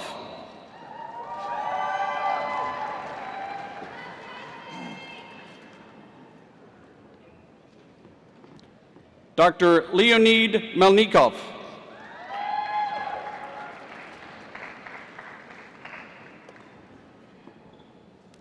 Dr. John Mark Miller.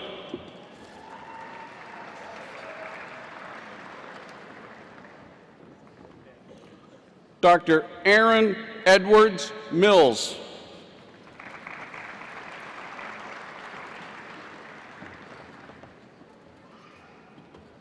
Dr. Mary Morgan McGinley Mitchell, hooded by Dr. Eugene Patrick Mitchell.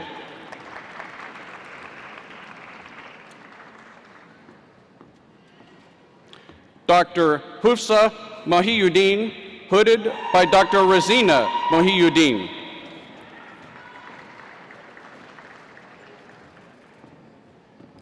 Dr. Harley Lee Moit, hooded by Dr. Brian Barash.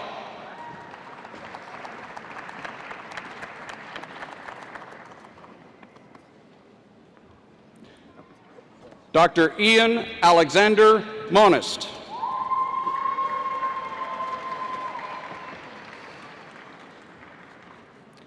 Dr. Brandon Todd Money, hooded by Dr. Rance McLean.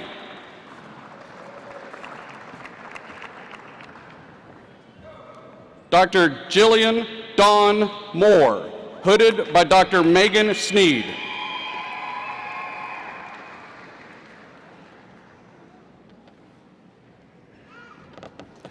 Dr. Sarah Elizabeth Morosi.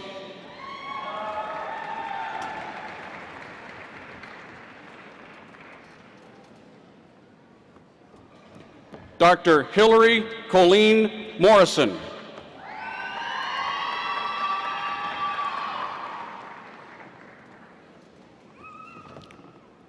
Dr. Tonasri Nag, hooded by Dr. Manorama Potter.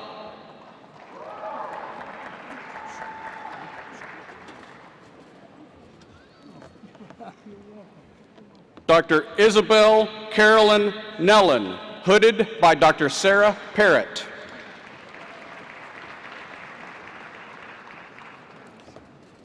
Dr. Chow Bao Win.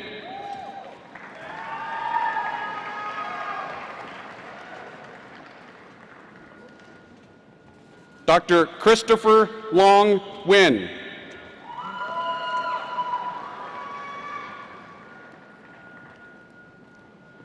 Dr. Win Bit T. Win.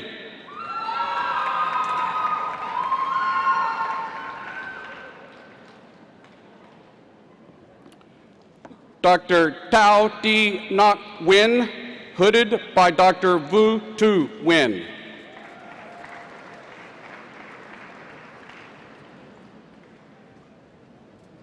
Dr. J. Michael Nycastle.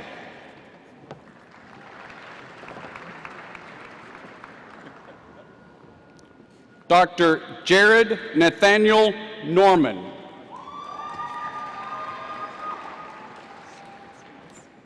Dr. Ryan Joseph Odell, hooded by Dr. Steve Odell.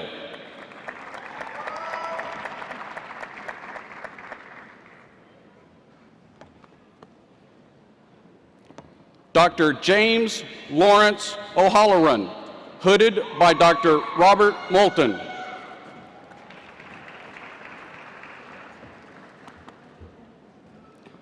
Dr. Kristen Melissa Olson, hooded by Dr. Robert Olson.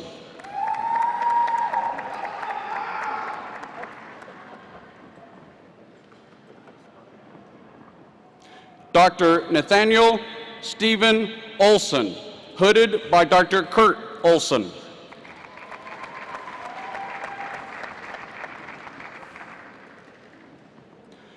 Dr. Nicholas Patrick O'Neill.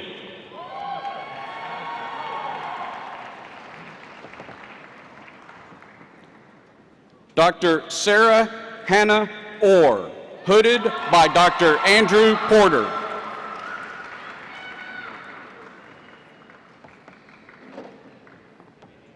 Dr. Sean Michael Parcell.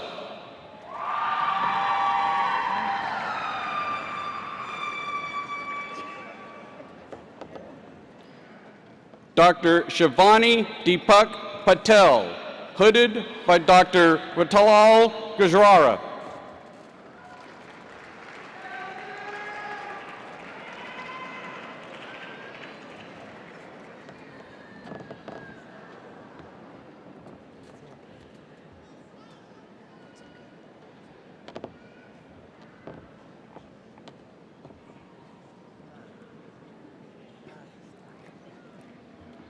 Dr. William Joseph Patton, hooded by Dr. Michael Johnston.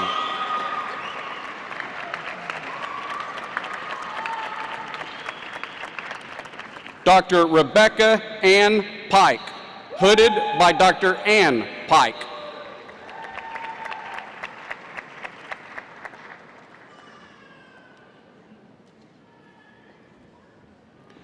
Dr. Thomas Ray Perry.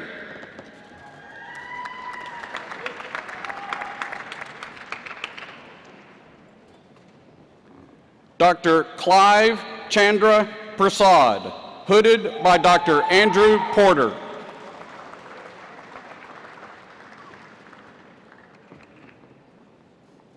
Dr. Eric Lindy Peterson, hooded by Dr. John Heffernan.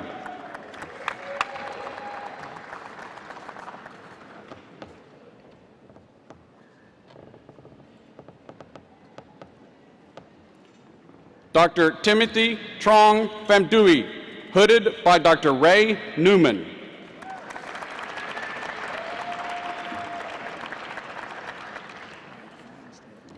Dr. Richard David Phillips.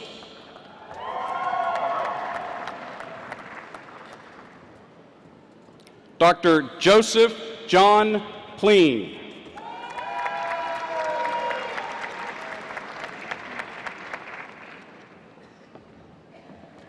Dr. Paul Emmanuel Pollakis.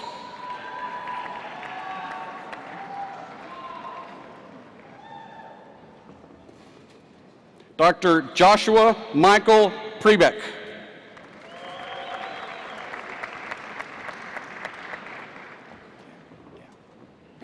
Dr. Danielle Nicole Price, hooded by Dr. Brian Barash.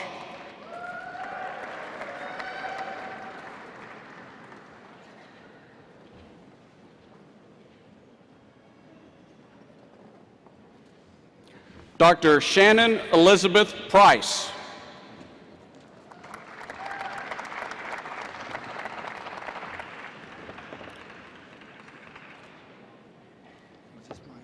Dr. Brenton James Priest, hooded by Dr. Michael Johnston.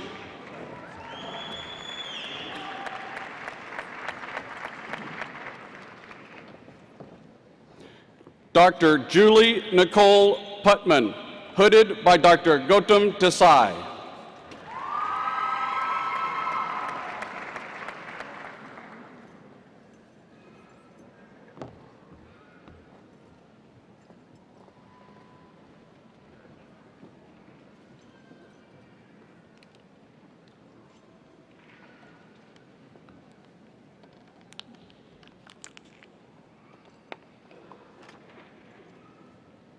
Dr. Marissa Ann Pyle.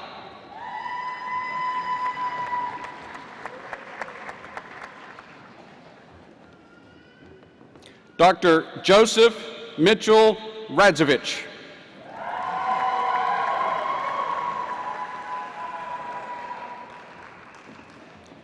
Dr. Catherine Marie Rashid, hooded by Dr. Theodore Macy.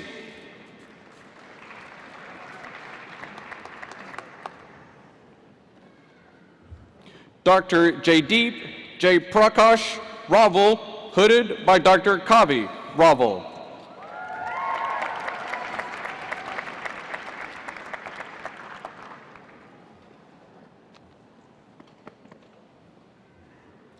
Dr. Priyanka Pratap Reddy, hooded by Dr. Brian Barash.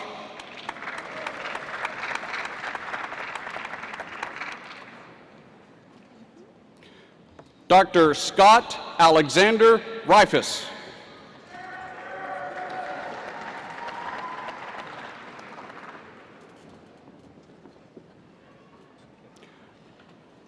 Dr. Nicole Marie Ridolfi, recipient of the Gold Stethoscope Award, hooded by Dr. Tracy Taylor.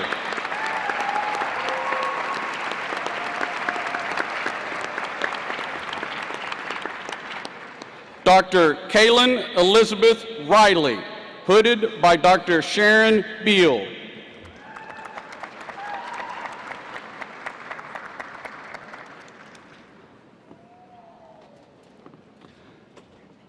Dr. Saeed Ullah Khan.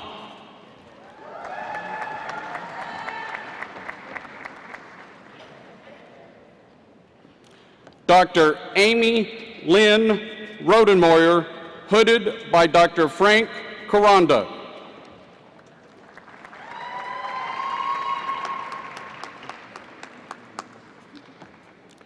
Dr. Rachel Marie Rucker.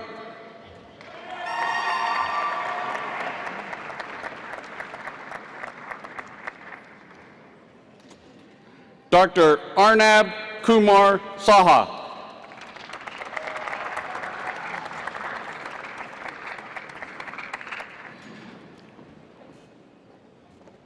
Dr. Kevin Russell Saunders, hooded by Dr. Sarah Pearl.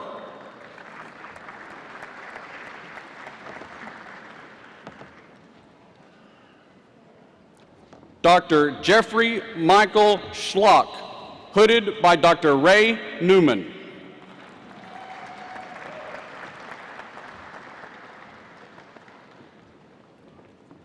Dr. Chanel Klein Schoenfeld.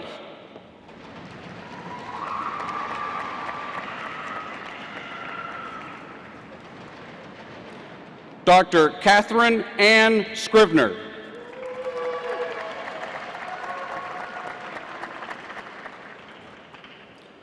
Dr. Garrett Thomas Seiler.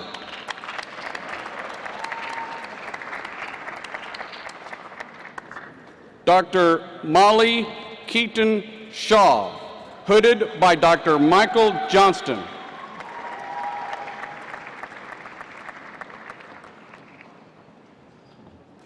Dr. Pratik S. Shaw, hooded by Dr. Sanjay Dubey.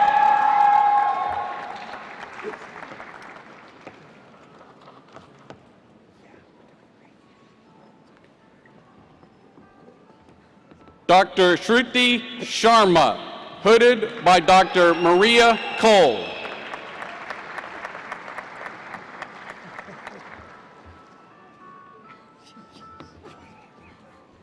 Dr. Kinjul Suresh Shastri, hooded by Dr. Frank Fitzpatrick.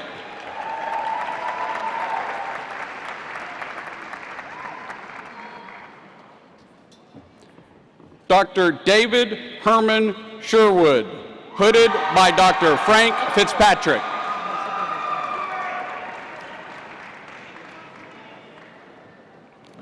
Dr. J. Pakaj Seth.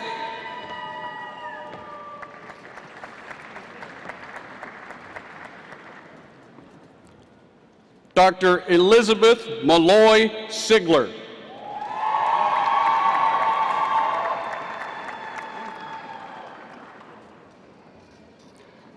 Dr. Ariel Daniel Sindel, hooded by Dr. Gautam Desai.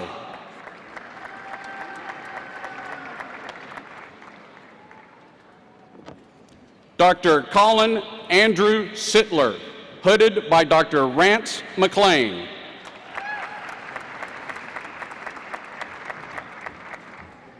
Dr. Divya Sivukumar, hooded by Dr. Pradeep Kumaralingam.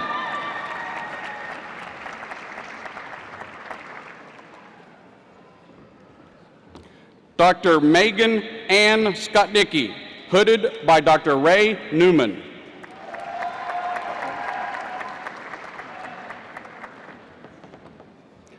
Dr. Cameron Brandon Smith, hooded by Dr. Alan Brewer.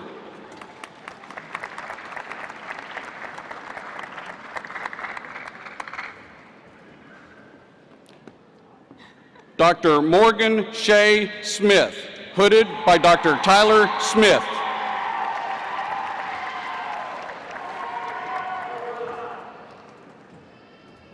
Dr. Miriam Jakob Solomon.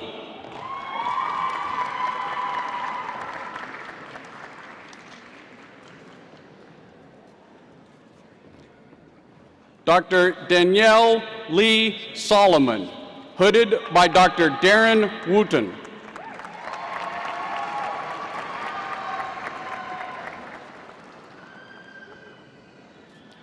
Dr. Sidney A. Stahlberg.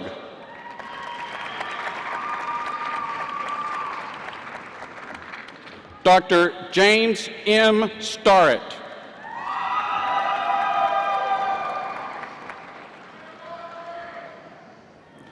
Dr. John Thomas Stibe.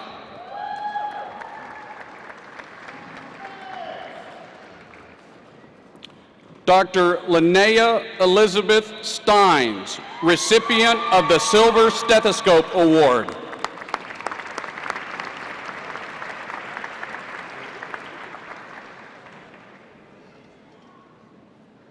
Dr. Brian Michael Sweat.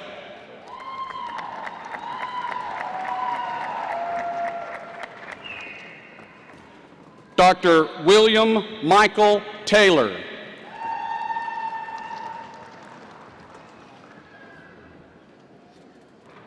Dr. Dustin Farrell II, hooded by Dr. Michael Johnston.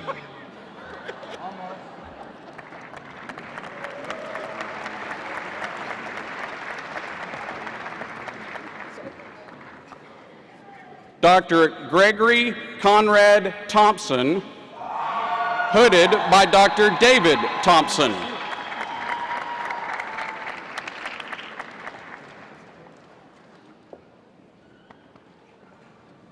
Dr. Trevor Wesley Tobin.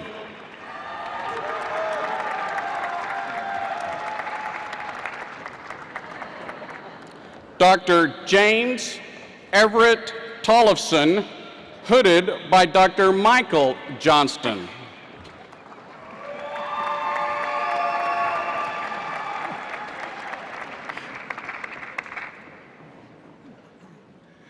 Dr. Jacob Court Tooley.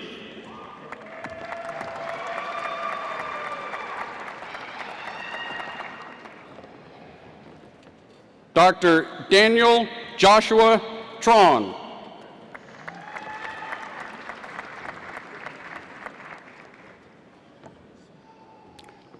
Dr. Isaac Andrew Triano, hooded by Dr. Flip Triano.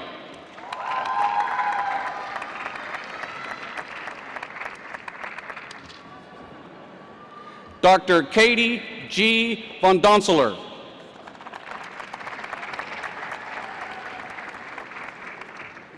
Dr. Roma Rajesh Vora, hooded by Dr. Hetal Shah.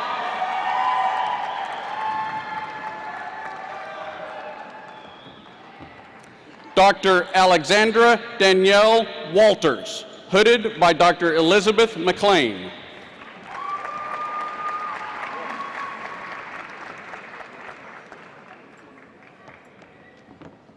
Dr. Benjamin Birch Walters.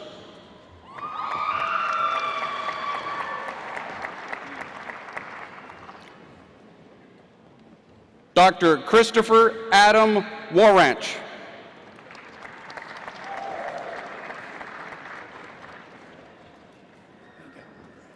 Dr. Jacob Scott Ward, hooded by Dr. Rebecca Ward.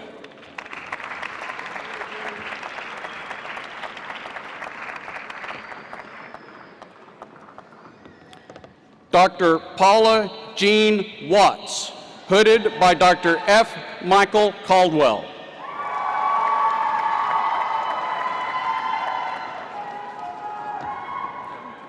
Dr. Luke James Weaver, hooded by Dr. Gordon Gale.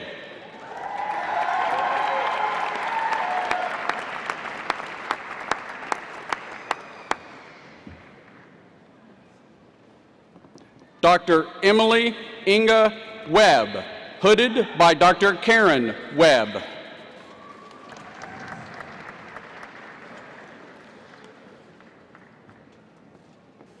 Dr. Nicholas J. Welly, hooded by Dr. Gregory Welly.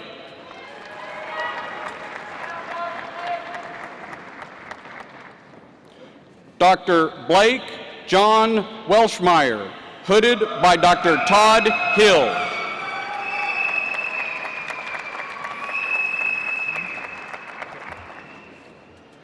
Dr. Emily Louise Wickersham, hooded by Dr. Ray Newman.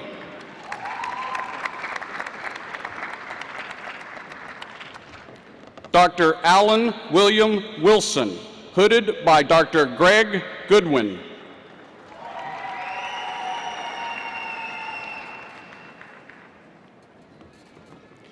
Dr. Catherine Marie Wojcicki, hooded by Dr. Lusa Wojcicki.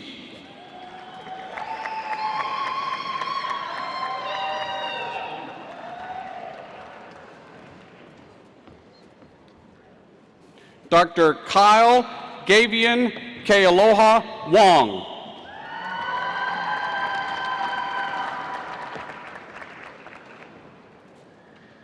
Dr. Preston Blair Wright.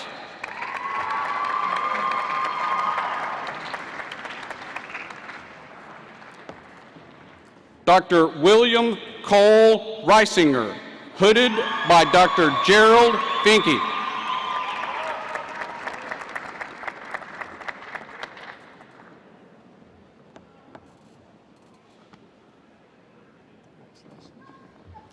Dr. Abraham Mohammed Zabi.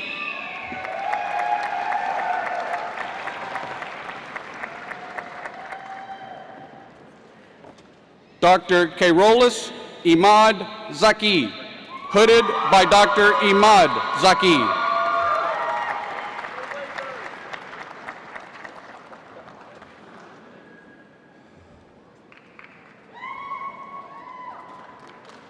Dr. Adriana Zivkovic.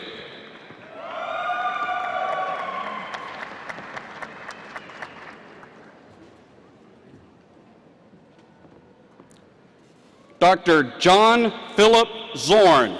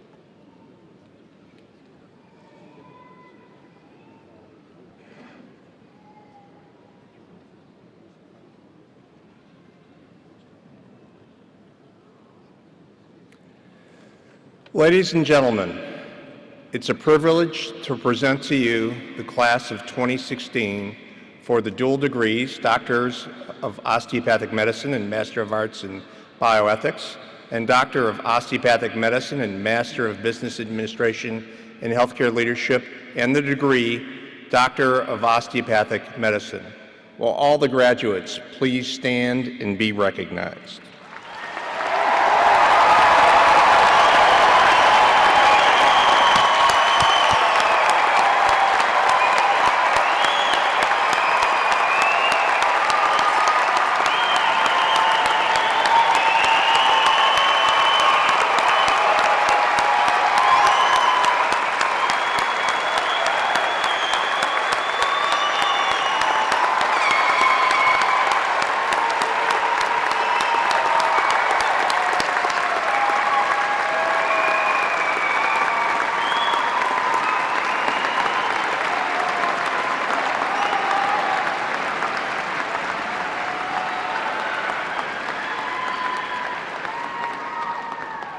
Please be seated. One of the privileges of being the Dean of a College of Osteopathic Medicine is the opportunity to administer the osteopathic oath. It's an oath that takes its heritage back through many millennia. And today I'm going to share that privilege with a distinguished colleague, Dr. Marshall Walker, Chairman of the Board. This will be his first time administering the oath, and it's a real privilege for me to ask him to come forward. And together, both of us are going to ask you to stand as we go through and repeat after us. Will all the osteopathic graduates please stand for the administration of the osteopathic oath?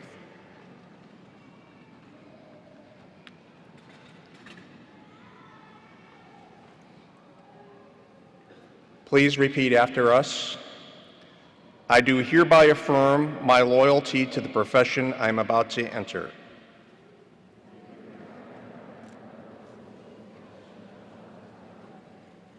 I will be mindful always of my great responsibility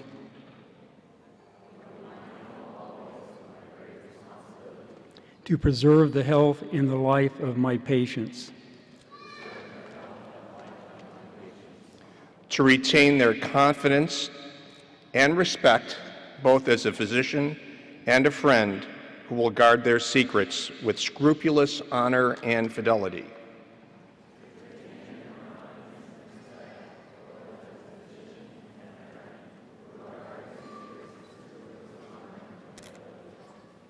to perform faithfully my professional duties, to employ only those recognized methods of treatment consistent with good judgment and with my skill and ability,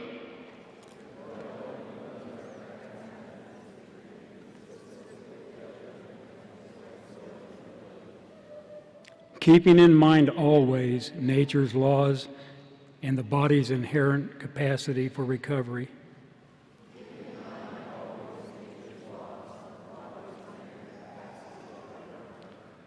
I will be ever vigilant in aiding the general welfare of the community, sustaining its laws and institutions.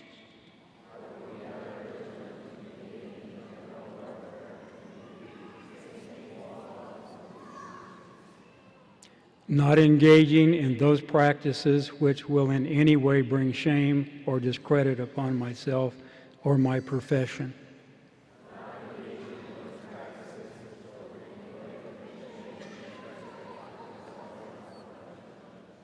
I will give no drugs for deadly purposes to any person, though it be asked of me.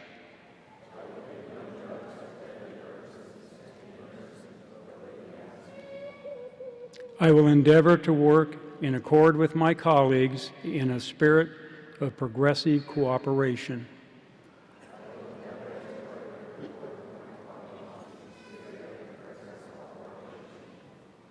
And never by word or by act cast imputations upon them or their rightful practices.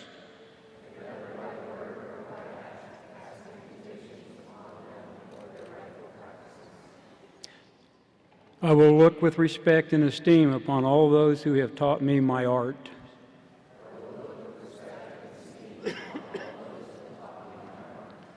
To my college, I will be loyal and strive always for the best interests and for the interests of the students who will come after me.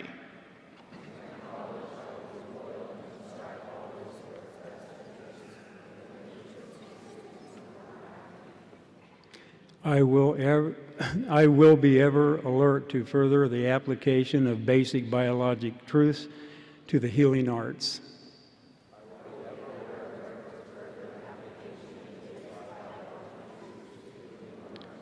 And to develop the principles of osteopathy, which were first enunciated by Andrew Taylor Still.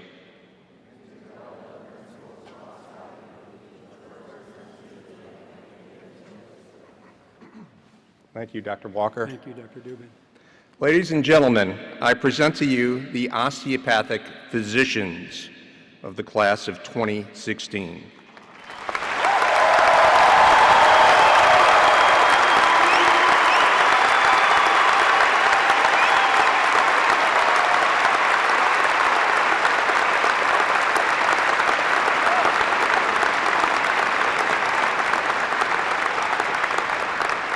As a part of the oath you just took, you vowed to look with respect and esteem upon all those who taught you your art.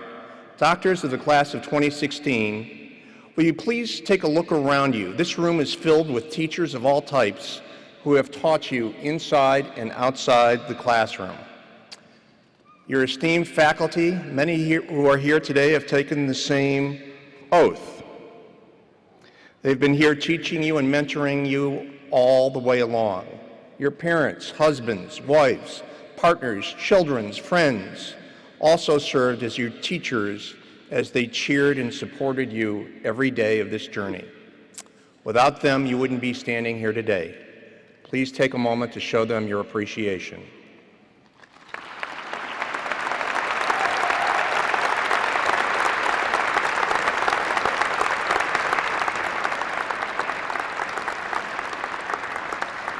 Especially to the moms with Mother's Day coming. Thank you.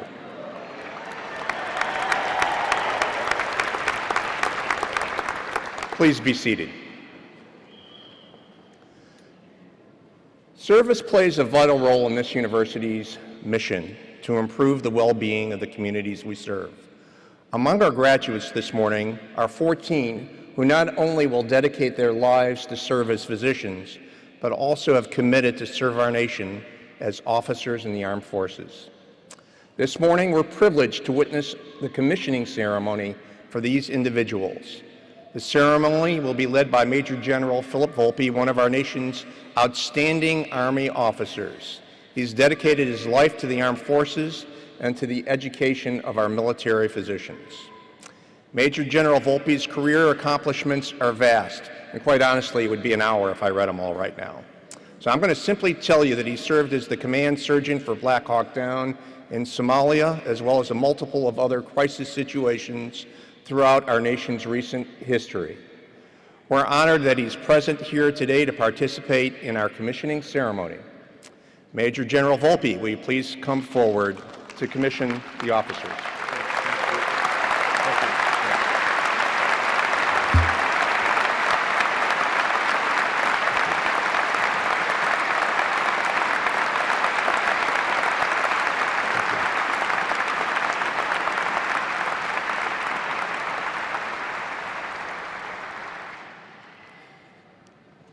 Well, I won't be too long. My bladder's full. I mean, this is a medical ceremony, and we're all family, so we could talk about those things. Good morning and greetings, everybody. It's really wonderful to be here. I'd like to thank Dr. Hahn and Dr. Dubin and Dr. Walker and the members of the Board of Trustees for allowing me to be here and participate. As you can see in your program, this is a commissioning ceremony because some of our physicians, new physicians, are also going to be entering the armed forces of the United States. 4 years ago, when they entered medical school and were awarded the scholarship program that the Armed Forces awards to outstanding folks with potential and being physicians in the Army, serving their obligation, we told them, the school's in charge, the military will stand back and leave you alone. But once you graduate, we got you. And so I'm here to collect on that agreement.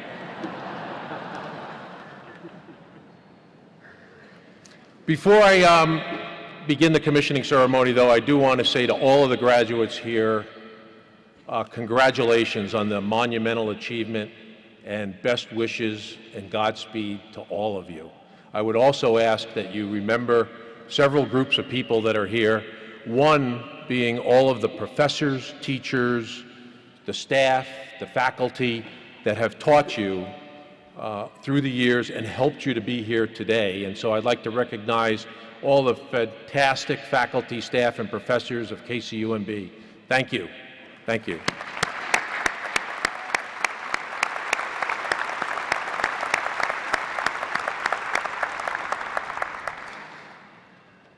And as we all already noted, you can't note it enough, you wouldn't be here without the loving support of family and friends, and tomorrow is Mother's Day.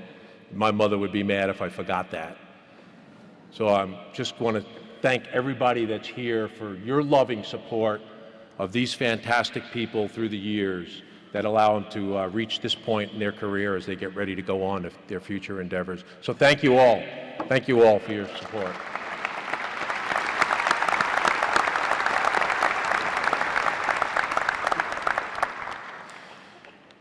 Since this is a military ceremony, I would like everyone to look at the flag, our national colors, the United States flag, for a moment. And remember that that flag is standing there as it has for the last 240 years. We're coming up on our 240th birthday of the United States. It's standing there, and it's a good time to just understand how blessed we are and privileged we are to live in a land where we have freedom and liberty to be able to carry on our lives and enjoy days like today. That wouldn't have been without so many people serving those last 240 years to defend our freedoms and liberties.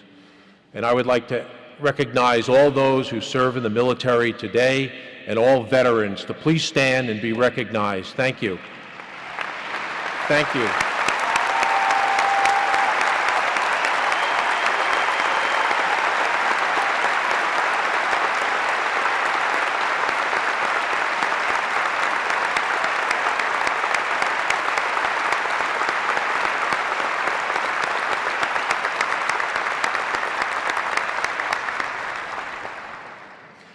The commissioning ceremony is a combination of an appointment from the President of the United States and an oath of office. The oath was created by the very first act of the very first session of the very first Congress of the United States in 1789, and it has withstood the test of time. It's a very individualized and personalized oath, but it's done publicly with everyone in attendance as witnesses. And it's a pledge, it's a binding pledge on the service as a commissioned officer. At this time, will all our physicians to be commissioned please stand and post at the stairway.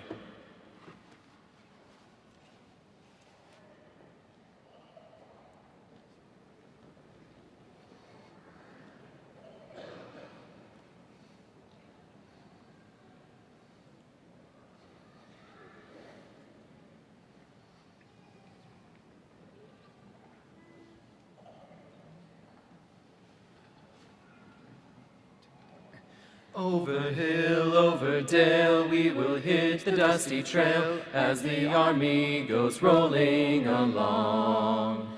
Up and down, in and out, counter march and right about, and our army goes rolling along. For it's high, high, he in the field artillery, count loud the numbers loud and strong. And where'er you go, you will always know that the army goes rolling along. That the army goes rolling along.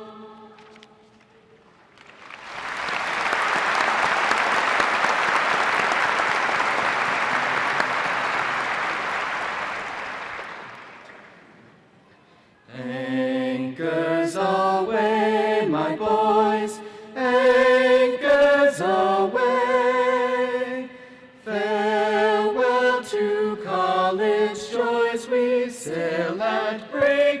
day. Through our last night on shore, drink to the foam. Until we meet once more, here's wishing you a happy voyage home.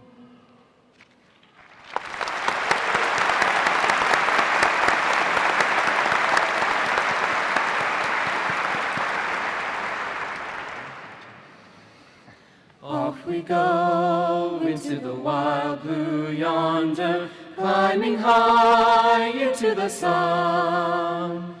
Here they come, zooming to meet our thunder. Atom boys, give her the gun. Down we dive, spouting our flame from under. Off on one hell of a course. We live in fame or go down in flame. Nothing will stop the U.S. Air Force.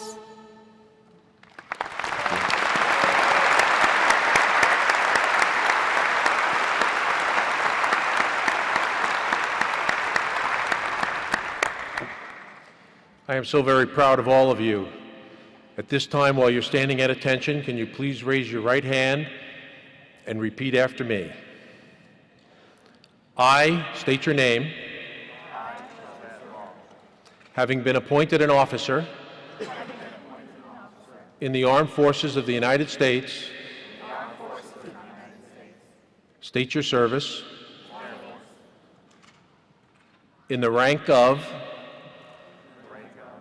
state your rank, do solemnly swear that I will support and defend the Constitution of the United States against all enemies, foreign and domestic, that I bear true faith and allegiance to the same, that I take this obligation freely without any mental reservation or purpose of evasion, and that I will, well and faithfully, discharge the duties of the office upon which I'm about to enter. So help me God. Congratulations.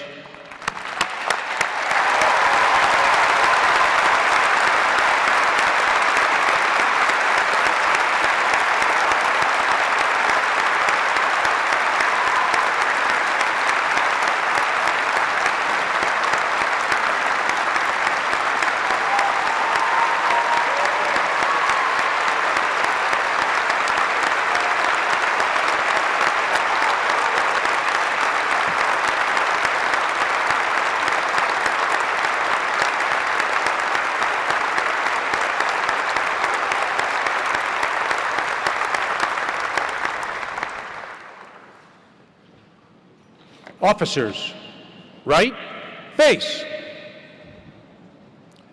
Dismissed to your seats.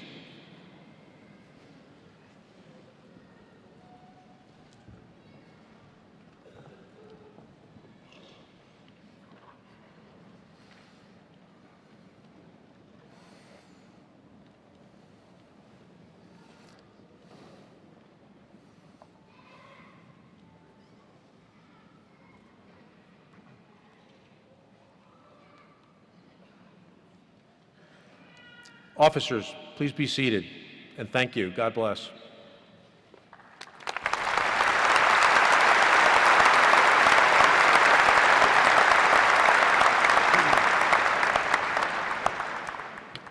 Wow. Hey, let's give our graduates one more round of applause.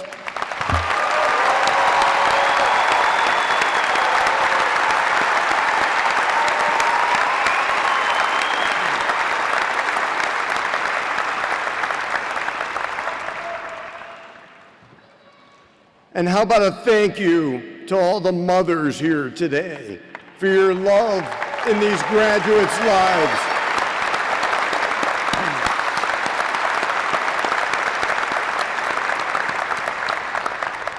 And on behalf of the university, I want to present to each mother in the audience a rose in honor of Mother's Day. So accept that as KCU's token of respect and appreciation as you leave today.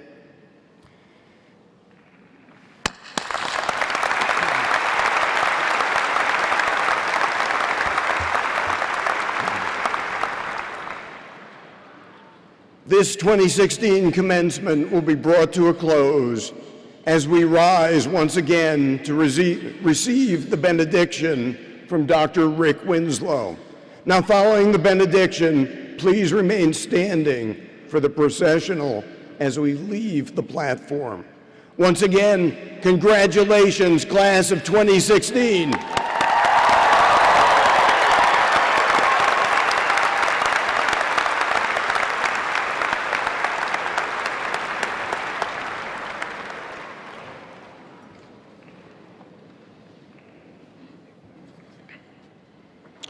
God of compassion and healing, who takes sickness away from the midst of these, who enables these doctors and scientists to cure the ills of the mind, the body, and the spirit, and who remains the great physician to us all. May these graduates always continue to hone their senses in the name of science. May they shape a new space within the hearts of their patients. May they find the wisdom to listen to the illnesses that they attempt to cure. May they discover true compassion, which is only found through true humility. Bless their minds so that they may discover new ways to heal. Bless their hands so that they may gently restore. Bless their spirits so that they walk forward with confidence and care. We ask all of this in the name of the one whose peace is our goal and whose goal is our peace. Amen.